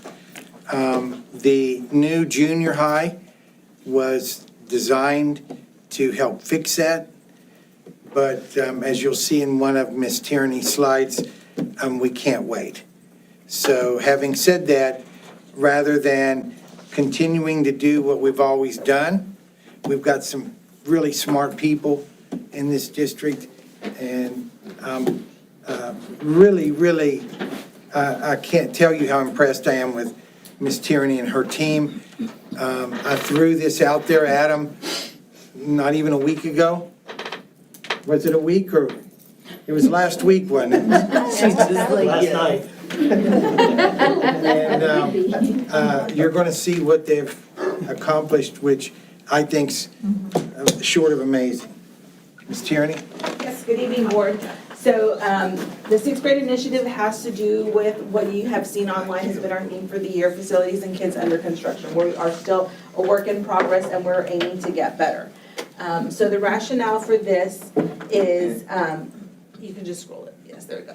As Mr. Van Matry said, the transition to middle school presents unique challenges that impact student success and engagement levels. And as parents sitting on the board, I'm sure you have gone through that transition, having a 6th grader and then again to 9th grade, and those are some very, very tough years. I know for my kids, personally, they were also very tough transitions. And the reason that is because they're not developmentally ready. And so what do we do when we put children in a situation that they're not ready for? We see a drop in attendance, we see increase in behavior issues, and of course, then that affects them academically, and then we see the dip in STAR scores. This is not a problem that's unique to TM. This is a problem that is statewide, country, nationwide. It's what happens during transition years. Growth is coming, as Mr. Matry said. The new TN Junior High School will allow for a 5th and 6th grade campus to ease the transition in for those students. So the purpose in separating 7th and 8th from 5th and 6th is to allow us to continue an upper elementary model for those 6th graders. It'll allow smaller learning communities. So research shows that smaller learning communities enhance student engagement and academic performance by fostering a sense of belonging that is crucial during these transition periods. It also allows teachers to build stronger relationships with students, which significantly boosts their confidence, connectedness, and is essential for students navigating the challenges of that tough 6th grade year. However, with the building not quite ready yet, why are we waiting? If we know this is an issue, why are we waiting? That was the question that Ms. Ramatry posed to me, and the challenge was to create something that that would benefit our students next month. So our 6th grade initiative is to create an upper elementary 6th grade model. I apologize for the wording. I think when it was downloaded, it kind of threw everything off. But we're going to create an upper elementary model for 6th grade.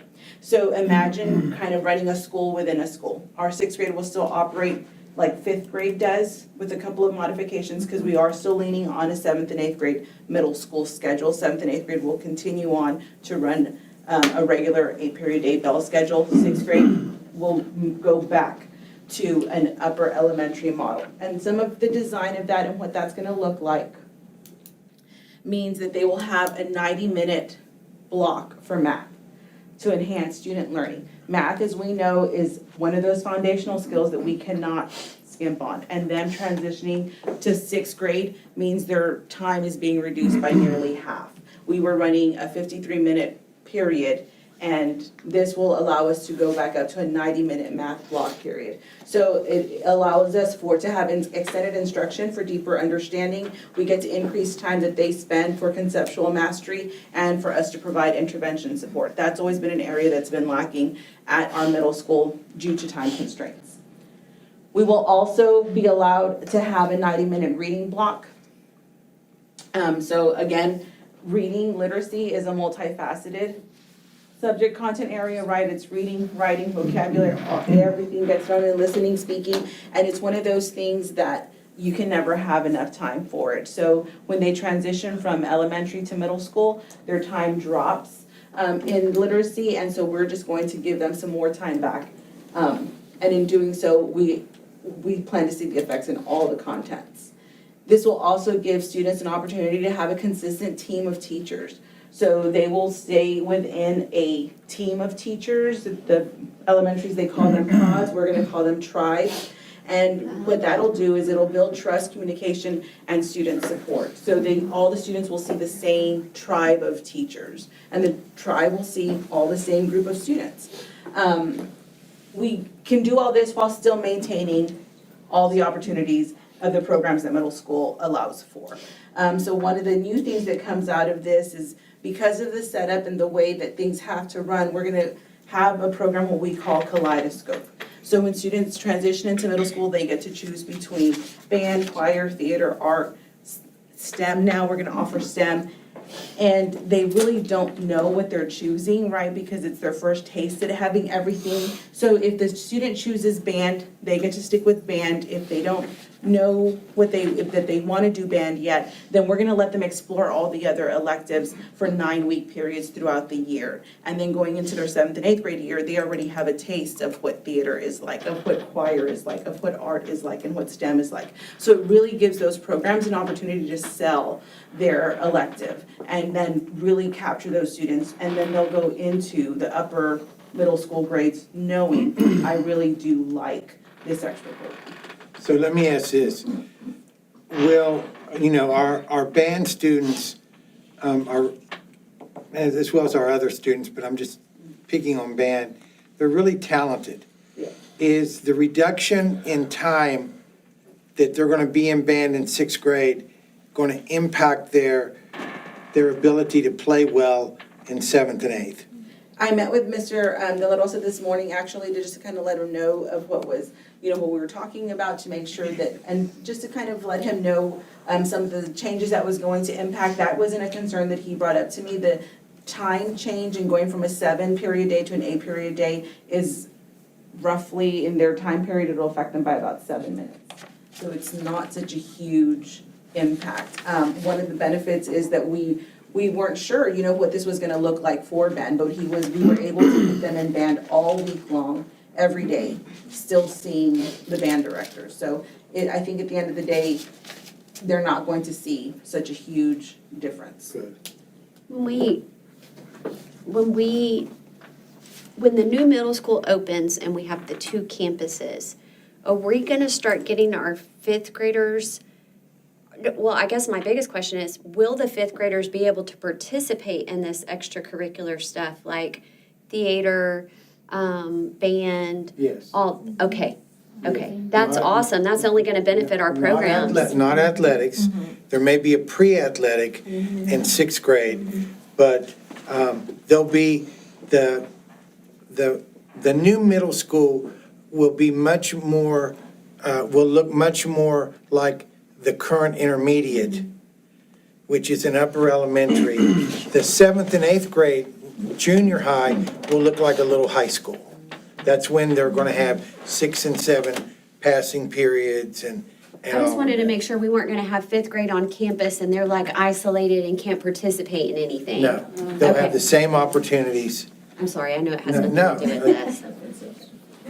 So what are some of the benefits of this? So benefits for students, we aim to see growth in multiple areas. First of all, academic success.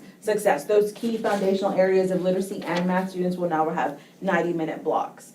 Social emotional growth. This is one of these transition years, 6th grade and 9th grade, especially 6th grade, are very, very difficult for our students to navigate. So by keeping them with the same consistent set of students that they see as friends throughout the day, this gives them another area that for them to feel more confident and build stronger relationships with. We expect to see enhanced readiness. Our teachers are used to a middle school model. They can now help prepare these 6th graders with those organizational skills and structure that they need to make them successful. And we hope to see students are more engaged, active learning, promoting interest, and then they still get the benefit of being at a secondary campus and seeing all of that while still having the teachers and that tribe of teachers who's there just for them.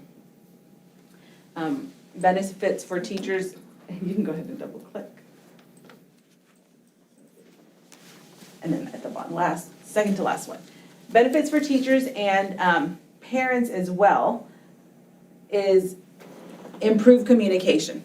If I asked you who was your child's kindergarten teacher, I bet you know who they are. If I asked you who was your child's 7th grade social studies teacher, I bet that's a little bit more difficult. So this is a way for these 6th graders to have a team of 4 teachers, 1 reading, 1 math, 1 science, and a social studies who are there for them. And teachers are going from having 120 students a day to having maybe 60, right? 67, 65 kids. And so that increase in communication between parents and teachers is going to be a big benefit. It's going to be consistent expectations, consistent procedures, and consistent support for students throughout the day. Rather than having 7 bosses, they're really going to have those 4 main ones who all have the same sets of rules because it's easier to collaborate. We're going to have consistent conference times and then as well as providing teachers with the PLC time so they can collaborate across their content and within their tribe to support those students. And then, of course, increase attention because they have fewer students to focus in on because they're spending more time with them throughout the day.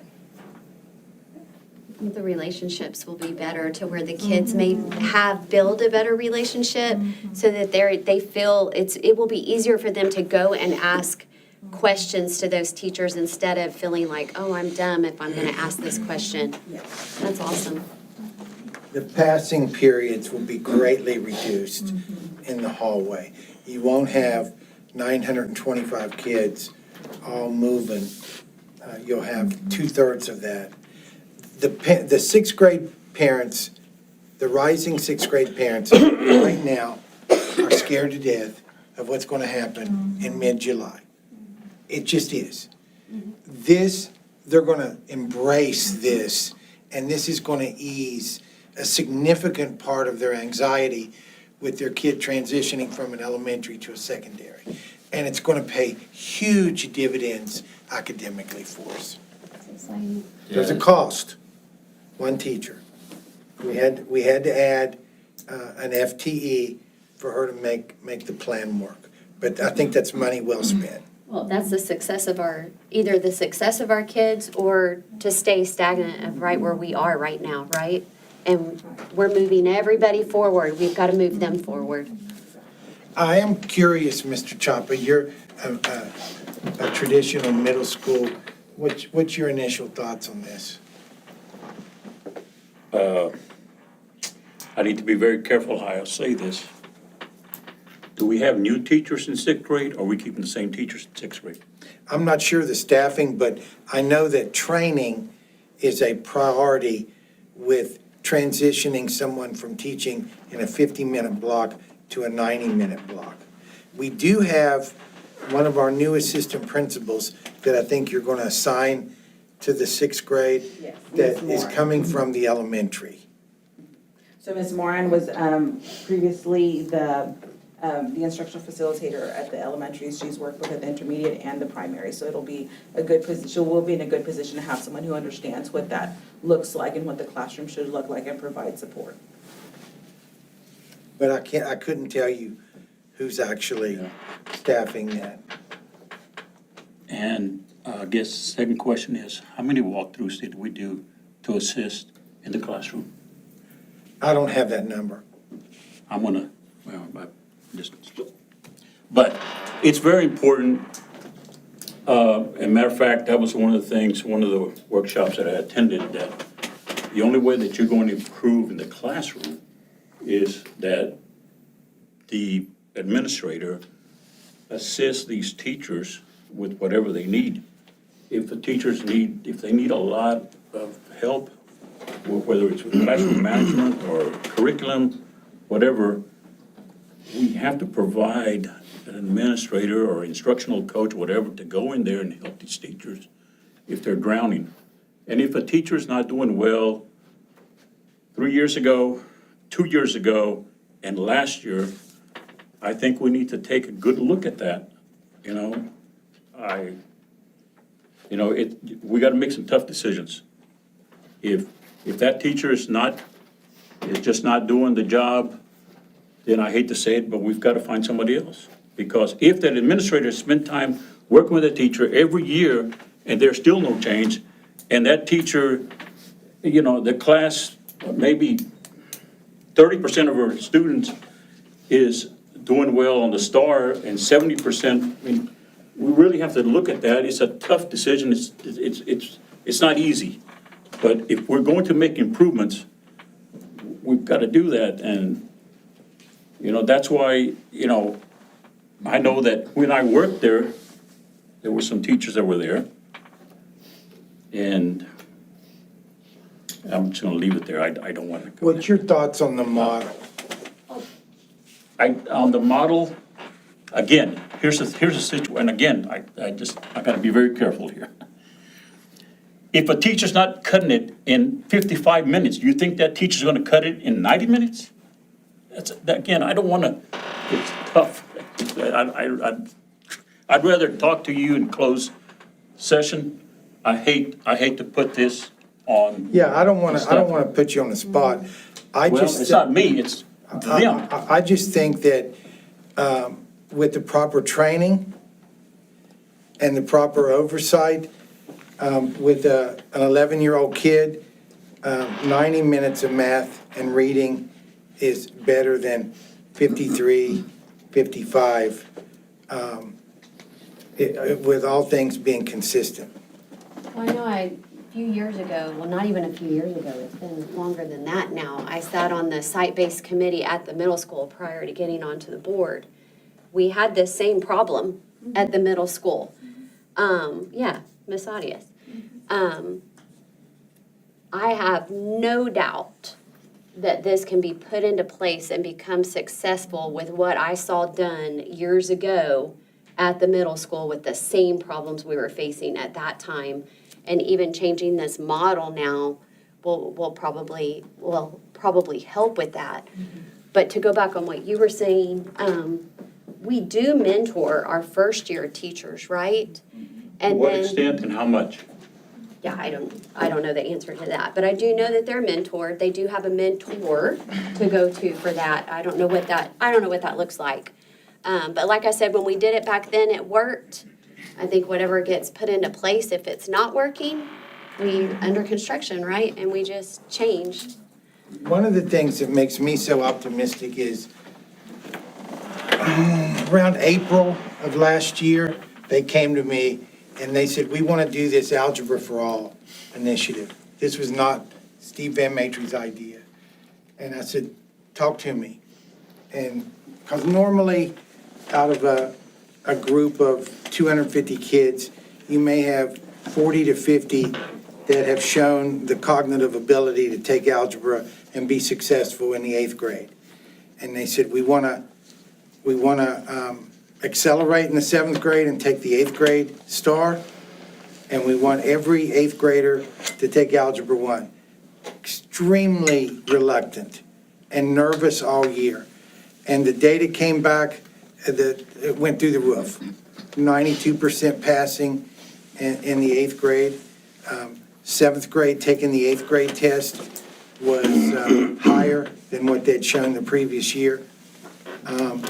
So we're going to have about 20 kids that are going to go to 9th grade and haven't passed the algebra EOC. So subsequently, Mr. Alvarado has a challenge that the whole population of his Algebra 1 cohort for accountability is going to be retesters. But that was an initiative that I think is similar to this one, but a lot less risky. Any other questions? Thank you. Thank you.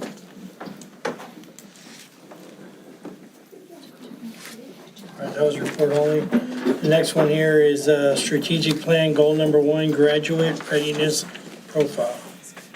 This is aligned with our strategic plan. This is one of our more important goals. It deals with student performance, and I'll let these two young ladies take it over. And I think this ties in very nicely with what Mr. Alvarado was presenting and what Mrs. Tierney was also presenting.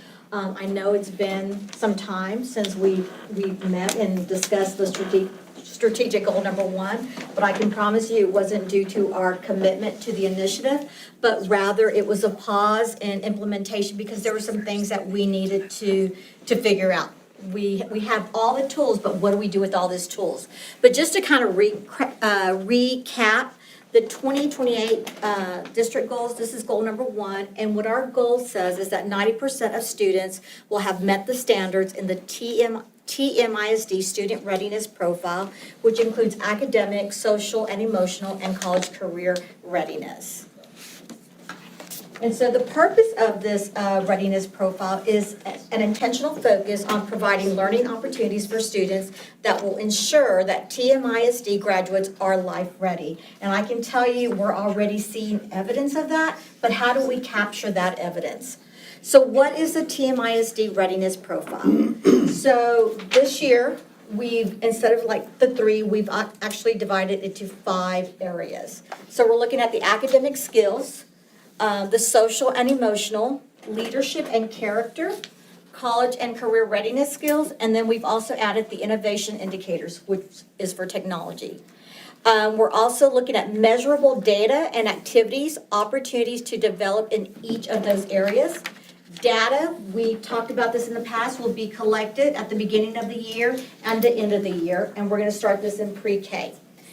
Can you go on to the next one? And so, like I said, it wasn't because we were not committed to the initiative, but there were some things that we still needed. We have been working on this for 2 years. I can tell you right now, we have identified our anchor targets, and we've also identified those progress markers throughout the different grade levels. But what we needed a consistent system to collect beginning of the year and end of the year readiness data across all the grade levels. We also needed a platform, because I remember when we came last year at the beginning, one thing that we did say is that we didn't want to add one more thing to our teachers' plates. A lot of them are still implementing new curriculum, and so a lot of this stuff that we're looking at, we already have it. They are already doing it in the classroom, so we didn't want to have one more thing to add to their plates. Can you go back down? We also needed a reporting tool that would support the teachers, the campus, and the district leaders, kind of like a dashboard so that we could oversee all this data that we're collecting. And we needed to ensure that implementation was sustainable, and so that it was something that we could launch district-wide. So we've done some research, and this is just a vision. It's a draft of going from our vision to implementation. So Ms. Arias, taking all of our goals from our strategic plan, this is what we're looking at as identifying each pillar with what are the characteristic traits that will identify how the student is ready in academic. These are the traits or the markers to identify that this student is meeting our social and emotional indicators. And then, of course, we have their leadership and character indicators, and then, of course, our college career technical readiness indicators and our communication. So I can tell you, we have all this data.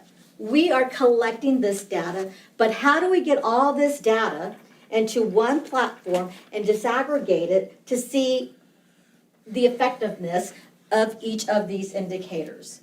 So we have been working with Otis. Otis is a vendor that specializes in this type of work. This is what their main focus is on creating a graduate, a profile of a graduate. And so Mel and I we've had, a couple of meetings, and so this is our way to bring all of our platforms that we have. We have MAP in the lower grades. We have Circle in pre-K. We have STAR in the upper grades. We're getting ready to implement Character Strong. Of course, we have all of our CTE courses. And so with Otis, if you can go to the next. What we like about this platform, it houses all of these vendors, all of these platforms. And so what it does, it's able to pull, it syncs in with their platform. So we can even pull information from DMAC. And so it'll disaggregate the data and show us, whatever we need to know for that particular student. It links in with Clever. And so in Clever, we already have all of our other platforms that students are using on a daily basis. So it's kind of like almost like our holding cell, and within that cell, we are adding all of the different programs that we're using, and it's going to be able to pull the data to identify if we're meeting the metrics for academic readiness, if we're meeting the metrics for social and emotional, if we're meeting the metrics for technology. Well, one of the good things about this is that with GT, we piloted, some of the students looked into their career, and at our GT showcase, they were able to, at the primary level, they were able to do presentations. And so with Otis, you can upload all those artifacts. So by the time they get to high school, they'll have their presentations, they'll have a digital portfolio. So students can take this with them. And so again, here is like a roster of your student, just to kind of give you an idea. So here we're looking at the college and career readiness. So based on our indicators, this will let us know if Arnold has, what's his status? His status right here would say that he is college ready. So based on all of our indicators that we have listed, it'll identify whether Arnold has met all of those indicators to identify him as being college ready. Here we have the student who will be identified college and career ready.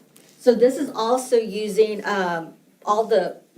we're coding our CCMR and identifying whether they've met their point. It's going to be able to pull all of that information into this platform. So how do you, I'm sorry. Go ahead. She pointed at me.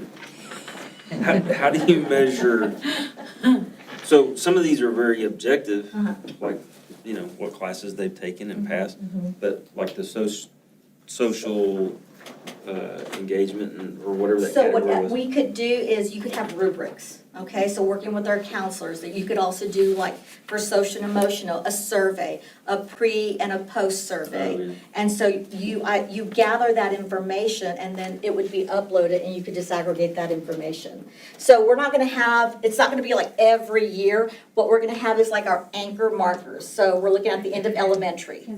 The transitional years, the end of elementary, the end of middle school, and then of course your growth. yes. But in between, you're going to have like your little progress markers to indicate whether they are on the right track to reaching those transitional years that we've set. And also with your Character Strong, which the counselors are now gonna have access to, there is certificates of completion. So we did a lesson on responsibility. So each student will have some sort of certificate that we can upload here.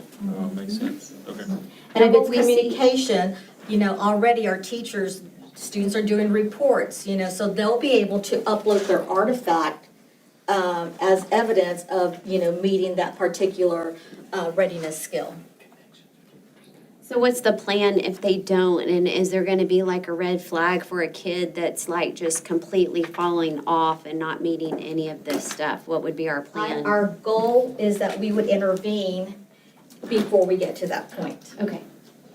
So that's gonna be looked at Yes, also? Yes. Okay.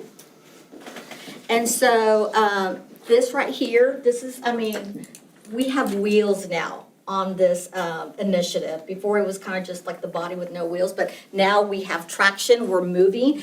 And so this is a 30-day sample implementation plan. So day one, it's a kickoff, and so we will get together with our admin. So they're gonna be the first ones to kind of go through the training.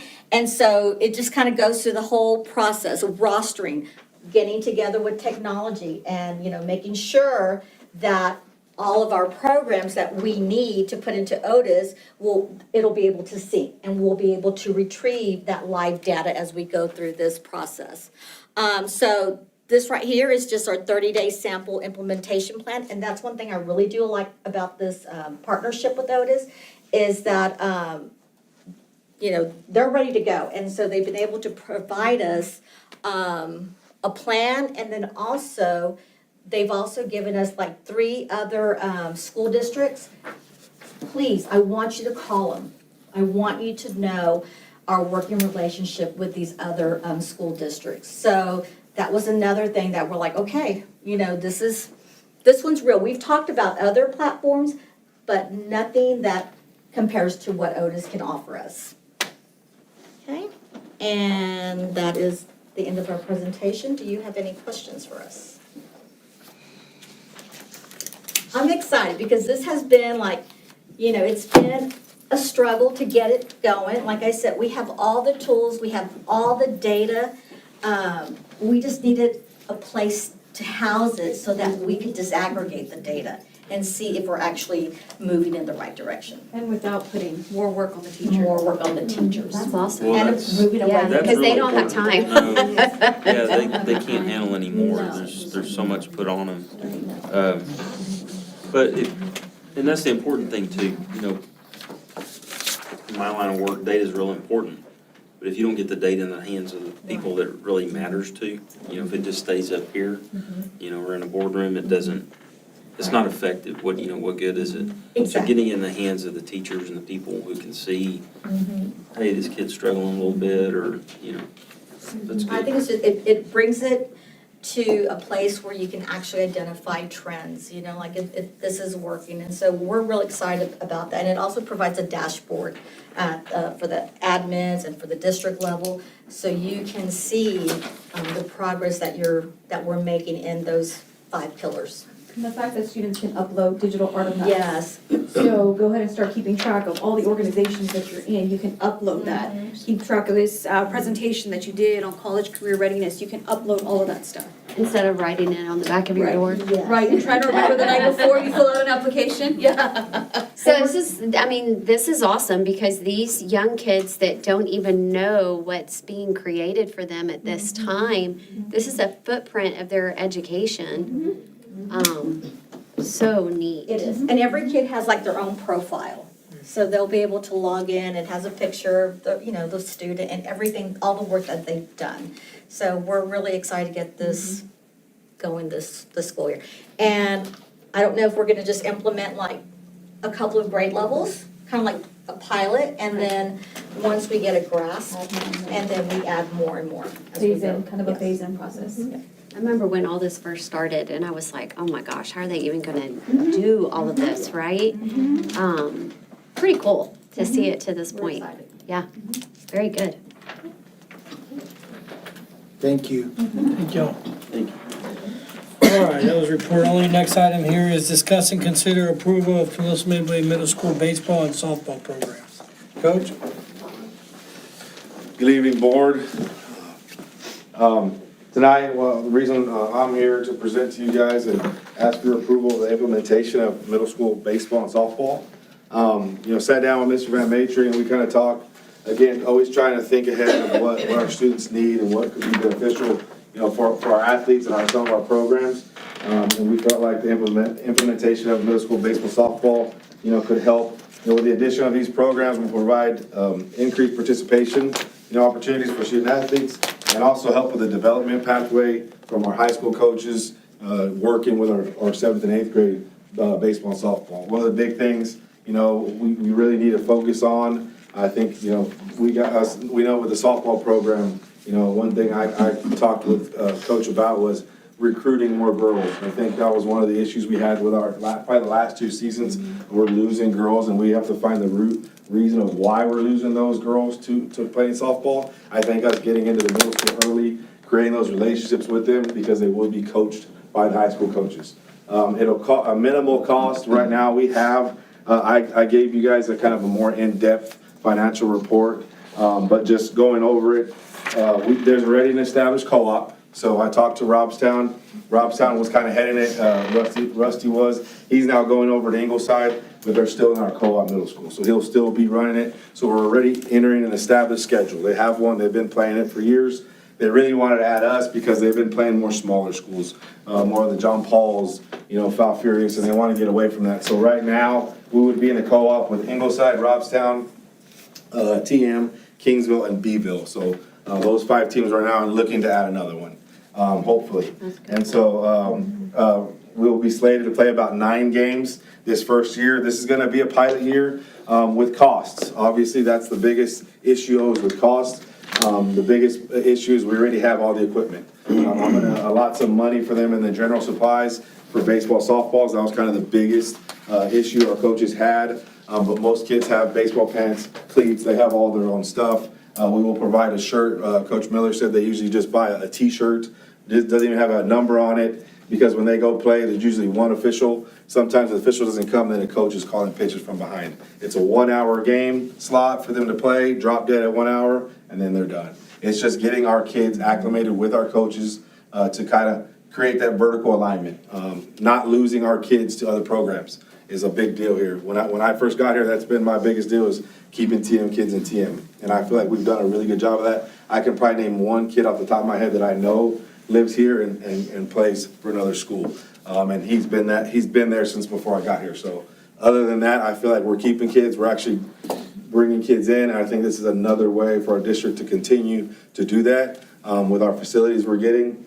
One of the big things with the pavilion, we talked about earlier, having those batting cages in there, having the bases lined, we can have those practices already when they're busting them over. They'll practice 1 time a week and they'll play 1 time a week. And we can adjust that season. Probably the biggest issue I had with it, or just not an issue, but one of the problems we talked about as all the head coaches was middle school track.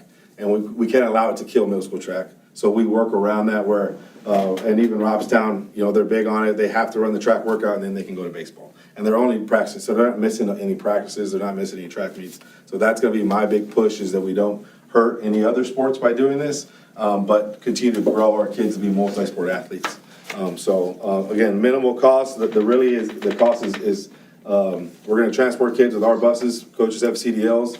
We'll have a CDL coach driver for that, and then meals. I have a plan for meals already to kind of minimize meal money. I think our kids are a little spoiled with meal money here, so we're going to help with that a little bit. And that's, again, we will open an activity account for those middle schools. They actually have one already, and they fundraise really well. I think I put in there our girls, 7th and 8th grade, they fundraise about $18,000 this year that goes into their activity account. So that will be able to, the softball program will be able to get into those funds because it's for middle school girls.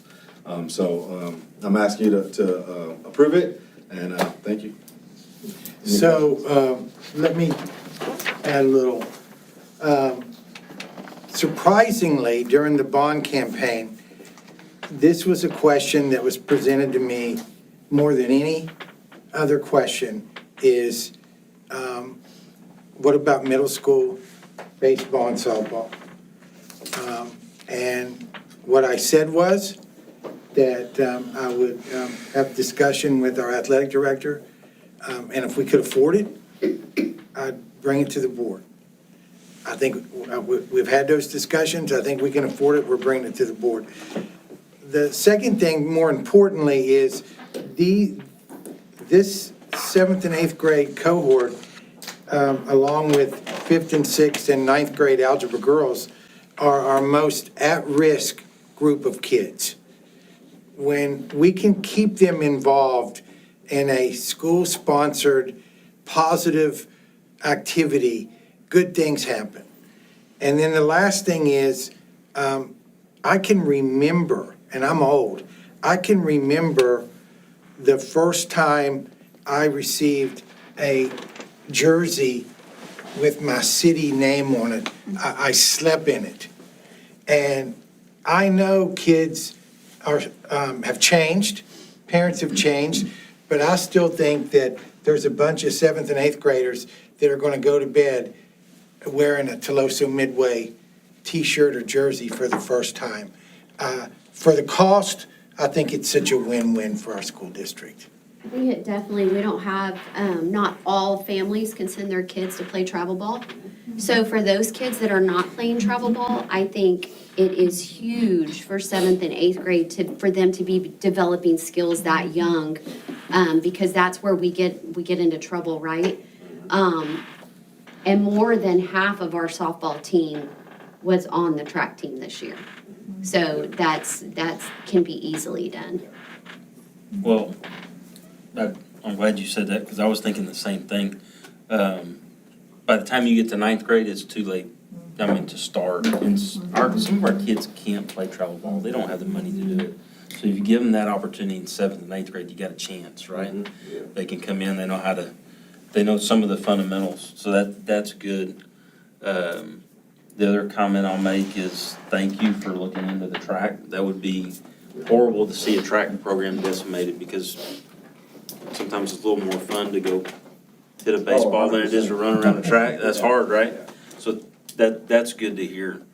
The only concern that I would have is, we're asking our high school coaches, and I know we can say, man, they don't mind doing it, they want to see the program, but not giving them any extra stipend money, that I would maybe reconsider that a little bit.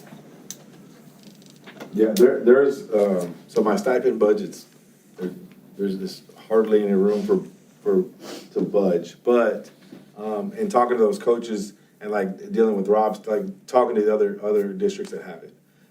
A school like Robstown has two sub-varsities and a varsity. We don't right now. We have, with both of our programs, have a varsity and a sub-varsity.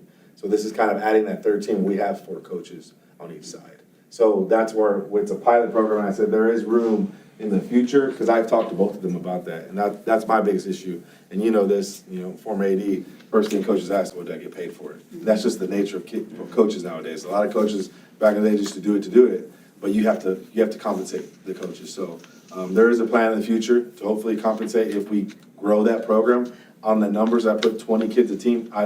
We don't know. There's no way of us to know how many softball girls are going to come out in 7th and 8th grade. Yeah, I mean, you never know. I just shot for, North Star not to have that many kids, but we could have, 8 girls in 7th grade, and not, we might have to combine our girls to play, because some of those, that's why they really wanted to create a cohort with the 4A schools, because when you get to the bin bolts and the fouls, they're playing 7th and 8th grade girls combined, because they don't have enough numbers. Right. So with us playing with that group, and then the other positive is the school down the street doesn't have this, and it might light a fire. We might get some kids coming over, because I've had a lot of parent interest reaching out to me about it, and I just haven't been able to. I don't know. We'll see. So I think it'll create a buzz for us, definitely, in that aspect of keeping our kids here, and then obviously when people move to come here because of our facilities and what we offer on top of academics that we've seen all night. Now we're offering so much in athletics too. Well, if kids aren't given the tools, they can't be successful. And like I said, if you can't play travel ball, like Brian said, you're behind by your freshman year, and you're not catching up, because those kids have been playing year-round since they were little, most of them. So to give those tools and make those kids successful also at the high school level, that's only going to build our program and build confidence in our athletes. And you might catch a kid or two that, like you said, haven't been played as much, or maybe only played Little League, and then they can't afford to play travel. They get to know our coaches, they get in there, that vertical alignment, from Coach Moody to Coach DeLeon, and all their staff are working with those kids, and now I can capture that 7th grader and they're not getting the influence to go somewhere else, because that, I mean, let's be honest, the transfer deal is real in sports right now, especially in high school. UIL, I went to the athletic director conference, I went to multiple race of pay to talk to like 3 different things, where they're talking about that we just started a new PAPF system that's implemented through Rank 1. There's brand new questions on there, trying to cut back on the transferring because it's so bad and rampant. So the parents nowadays have a loophole. The loophole now is they go to middle school. So if you transfer to middle school, you feed directly from 8th grade to 9th grade, there's no PAPF. So if we can stop that here, and I think that was historically what was wrong at TM, is we had so many kids going to other schools at middle school, we would lose them with PAPF. So now, hopefully with us offering so much, the brand new middle school we're about to have, the facilities we're gonna have there on top of middle school baseball, adding in softball, it's just gonna give parents a reason to wanna be here. Will we have room at the new middle school for, say, like infields for future? The GMP is only for the building. It doesn't include football, track, tennis. But there's a plan to provide that funding during the course of construction. We cannot have a 7th and 8th grade campus without tennis courts, a track, and a football field. No, that's right. But is there, on the footprint? For baseball and softball, no. They would have to go to the high school field. Yeah. Now the football field is going to be turfed, but they'll never play a game there. I say never, but that could be part of the baseball, softball complex for them. No, that's a good point. I mean, I know baseball's got depth, but like you said at the very beginning, softball lacks depth and has been a problem the last few years. So that And our would help. baseball did it, and it's really cyclical with 4A. To me, I've always felt that way. It's like this year, we had a really low freshman class in baseball. They had 3 teams probably the last 3 years. They only had 2 teams this year. So it depends on the classes that you get when Right. you're in 4A. That's what you get. Absolutely. Thank you. All right, thank you. Thanks, Coach. All right. Any other questions? Any other questions, comments? Mr. President, members of the board, it is the administration's recommendation that the board approve the Teloso Midway Middle School baseball and softball program as presented. All right, do we have a motion? I'll make that motion too. I move that we approve the middle school baseball and softball beginning with the 2026-27 school year. All right, second. I'll second that. All right, Ms. Chapa motion, second by Cam. Power Yoga votes yes. Leo Gonzalez absent. Rick Chapa. Yes. Brian Boone. Yes. Kim Boone. Yes. Monty Jimenez absent. Thank you. Thank y'all. More opportunities for our kids. Absolutely. All All right, next one here is report only, intruder detection audit findings. Mr. Hernandez? All right, I just have to read this. The top priority of Teloso Midway ISD in the state of Texas is keeping students and staff safe every day. On May 19th, 2026, TA conducted an intruder detection audit at one of our campuses. The audits test whether a campus is accessible to an unauthorized individual. This audit, conducted as part of Governor Abbott's school safety directives for all school systems following the tragedy in Uvalde, seeks to help districts identify how campuses can improve safety for students, such as ensuring exterior doors are locked. The audit provides us an opportunity to create a safer learning environment for our students and staff. We are working closely with our district's school safety and security committee to ensure that we are training our staff and securing our doors for the protection of everyone at our campuses. The support from the state in conducting the intruder detection audits is just one of the many actions we are taking to ensure our schools are safe. We know that this work does not end, and we appreciate the board's support. We acknowledge that parents and community members are likely very interested in the details of the audit results. However, it is in the best interest of the students that we do not share this information to the broader public, as it could lead to compromising important campus security information. Specific details of the intruder detection audit will be discussed in the executive session. Tulosa Midway ISD is committed to providing a safe and secure learning environment for our students and staff. Thank you, sir. All right. Then we have the last one here, or not last one, but the next one is report TASB Summer Leadership Initiative Conference 2026. Anybody from the board that went on a report? Yeah, just one thing, there were several, classes on CTE or presentations. And I can tell you, we're in a really good spot. You love to hear that. Yeah, dude, it was really neat. You know, Katie had a good presentation on it, but there were other schools that presented as well. And that's where something clicked with me, which I'm sad to say, I'm a former educator, and I'm like, God, do we have a teacher pathway?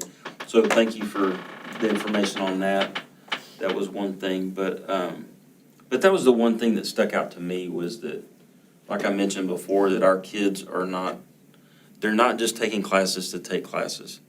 One, we're saving a lot of money for our families. But the next thing is that they're job ready, they're walking out with certificates, and you know, some of them can actually go start making money while they're starting to work on the next level of what they want to do in their career. So that was good to hear. But yeah, congratulations on where we're at with that. One of the things that I do have some questions on that came up, they had several courses on AI. And that's something I don't know that we really talked about. I know that y'all are looking at it and dealing with it, but that's something that kind of intrigues me. What are we doing as a district to deal with AI? It's coming, whether we want it to or not, right? And the questions that came up, they made some good points, was, you know, how do we protect our kids and teachers? At the same time,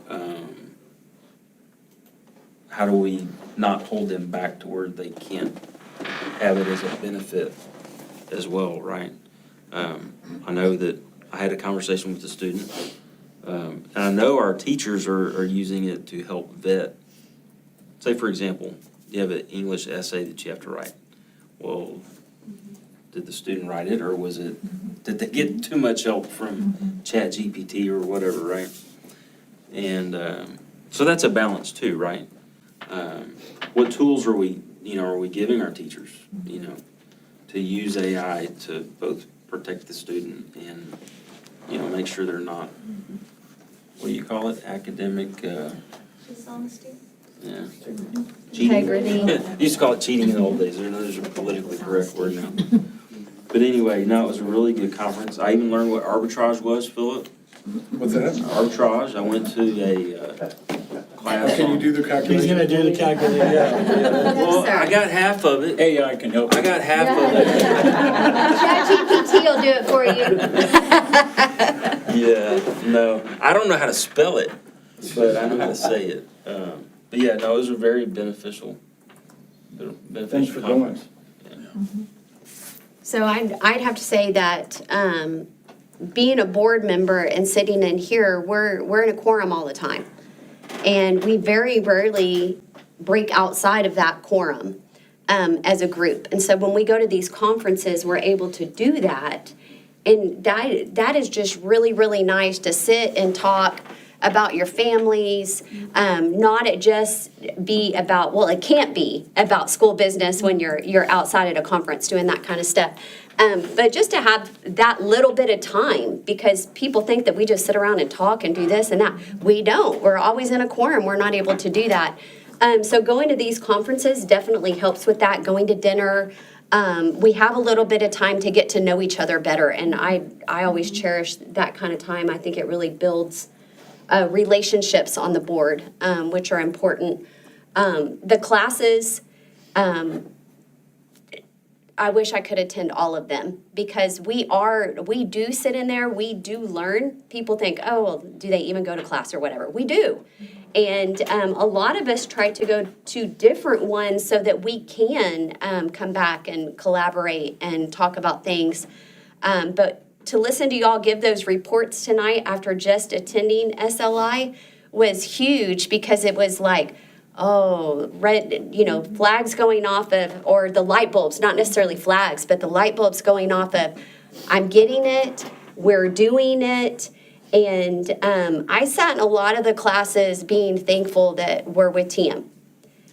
Because I heard a lot of other school districts not have a lot of positive things to say about their school districts because there are so many issues that probably need to be fixed.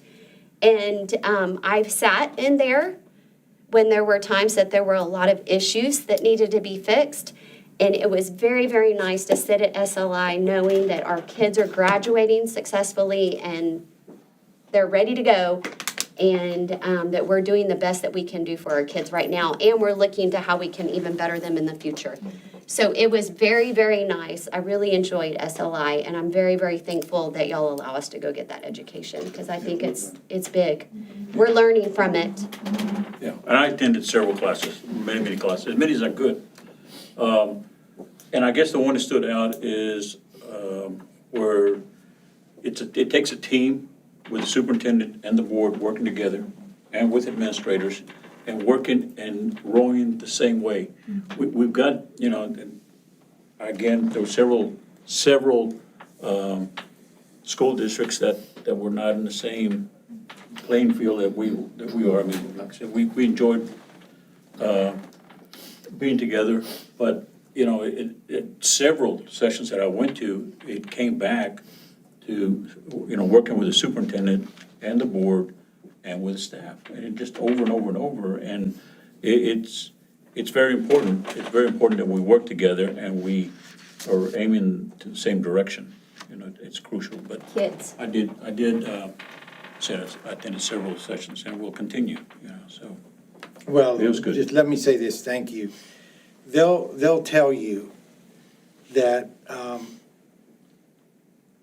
there's maybe been one or two admin meetings where I haven't said this, but most of the time they'll hear me say, it's the best board I've ever worked with. well, we appreciate that.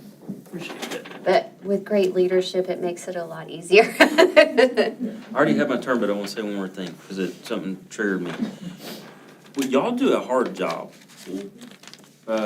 If you go and sit in some of those classes, it makes your head spin what the state requirements are and the federal requirements and the way things change. It is a mountain of information, and what y'all do, I applaud.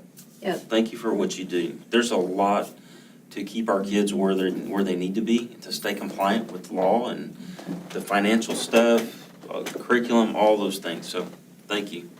Yeah, Senate bills and House bills, we sat and got a lot of information on that Friday night. No, Wednesday night. That was the first night, Wednesday night. Good information that we get. Thank y'all for sharing. All right, next item here. Yes, discuss and consider approval consent agenda informational items. The first one here is check payment register,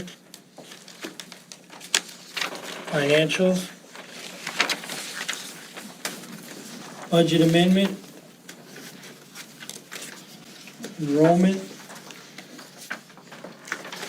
regular and special called board meeting minutes. Mr. President, members of the board, it is the administration's recommendation that the board approve the consent agenda items as presented. No motion? Make that motion. Second, I'll second that. Mr. Chapa. Ariaga votes yes. Leo Gonzalez absent. Rick Chapa. Yes. Brian Boone. Yes. Kim Boone. Yes. Marty Jimenez absent. 4-0. So I guess nobody else is going to Dallas this weekend? You're solo? You're the much smaller Yeah. conference. Okay. Thanks for going. Yeah, no, I'm looking forward to it. So next is closed session. The board will convene in closed meeting as authorized by the Texas Open Meetings Act to discuss items allowed by the Texas Government Code, Chapter 551.071, 076, 082, 0821, 083, and 084. Anybody need a break? All right, say, what do you say, 8:55, 7 minutes?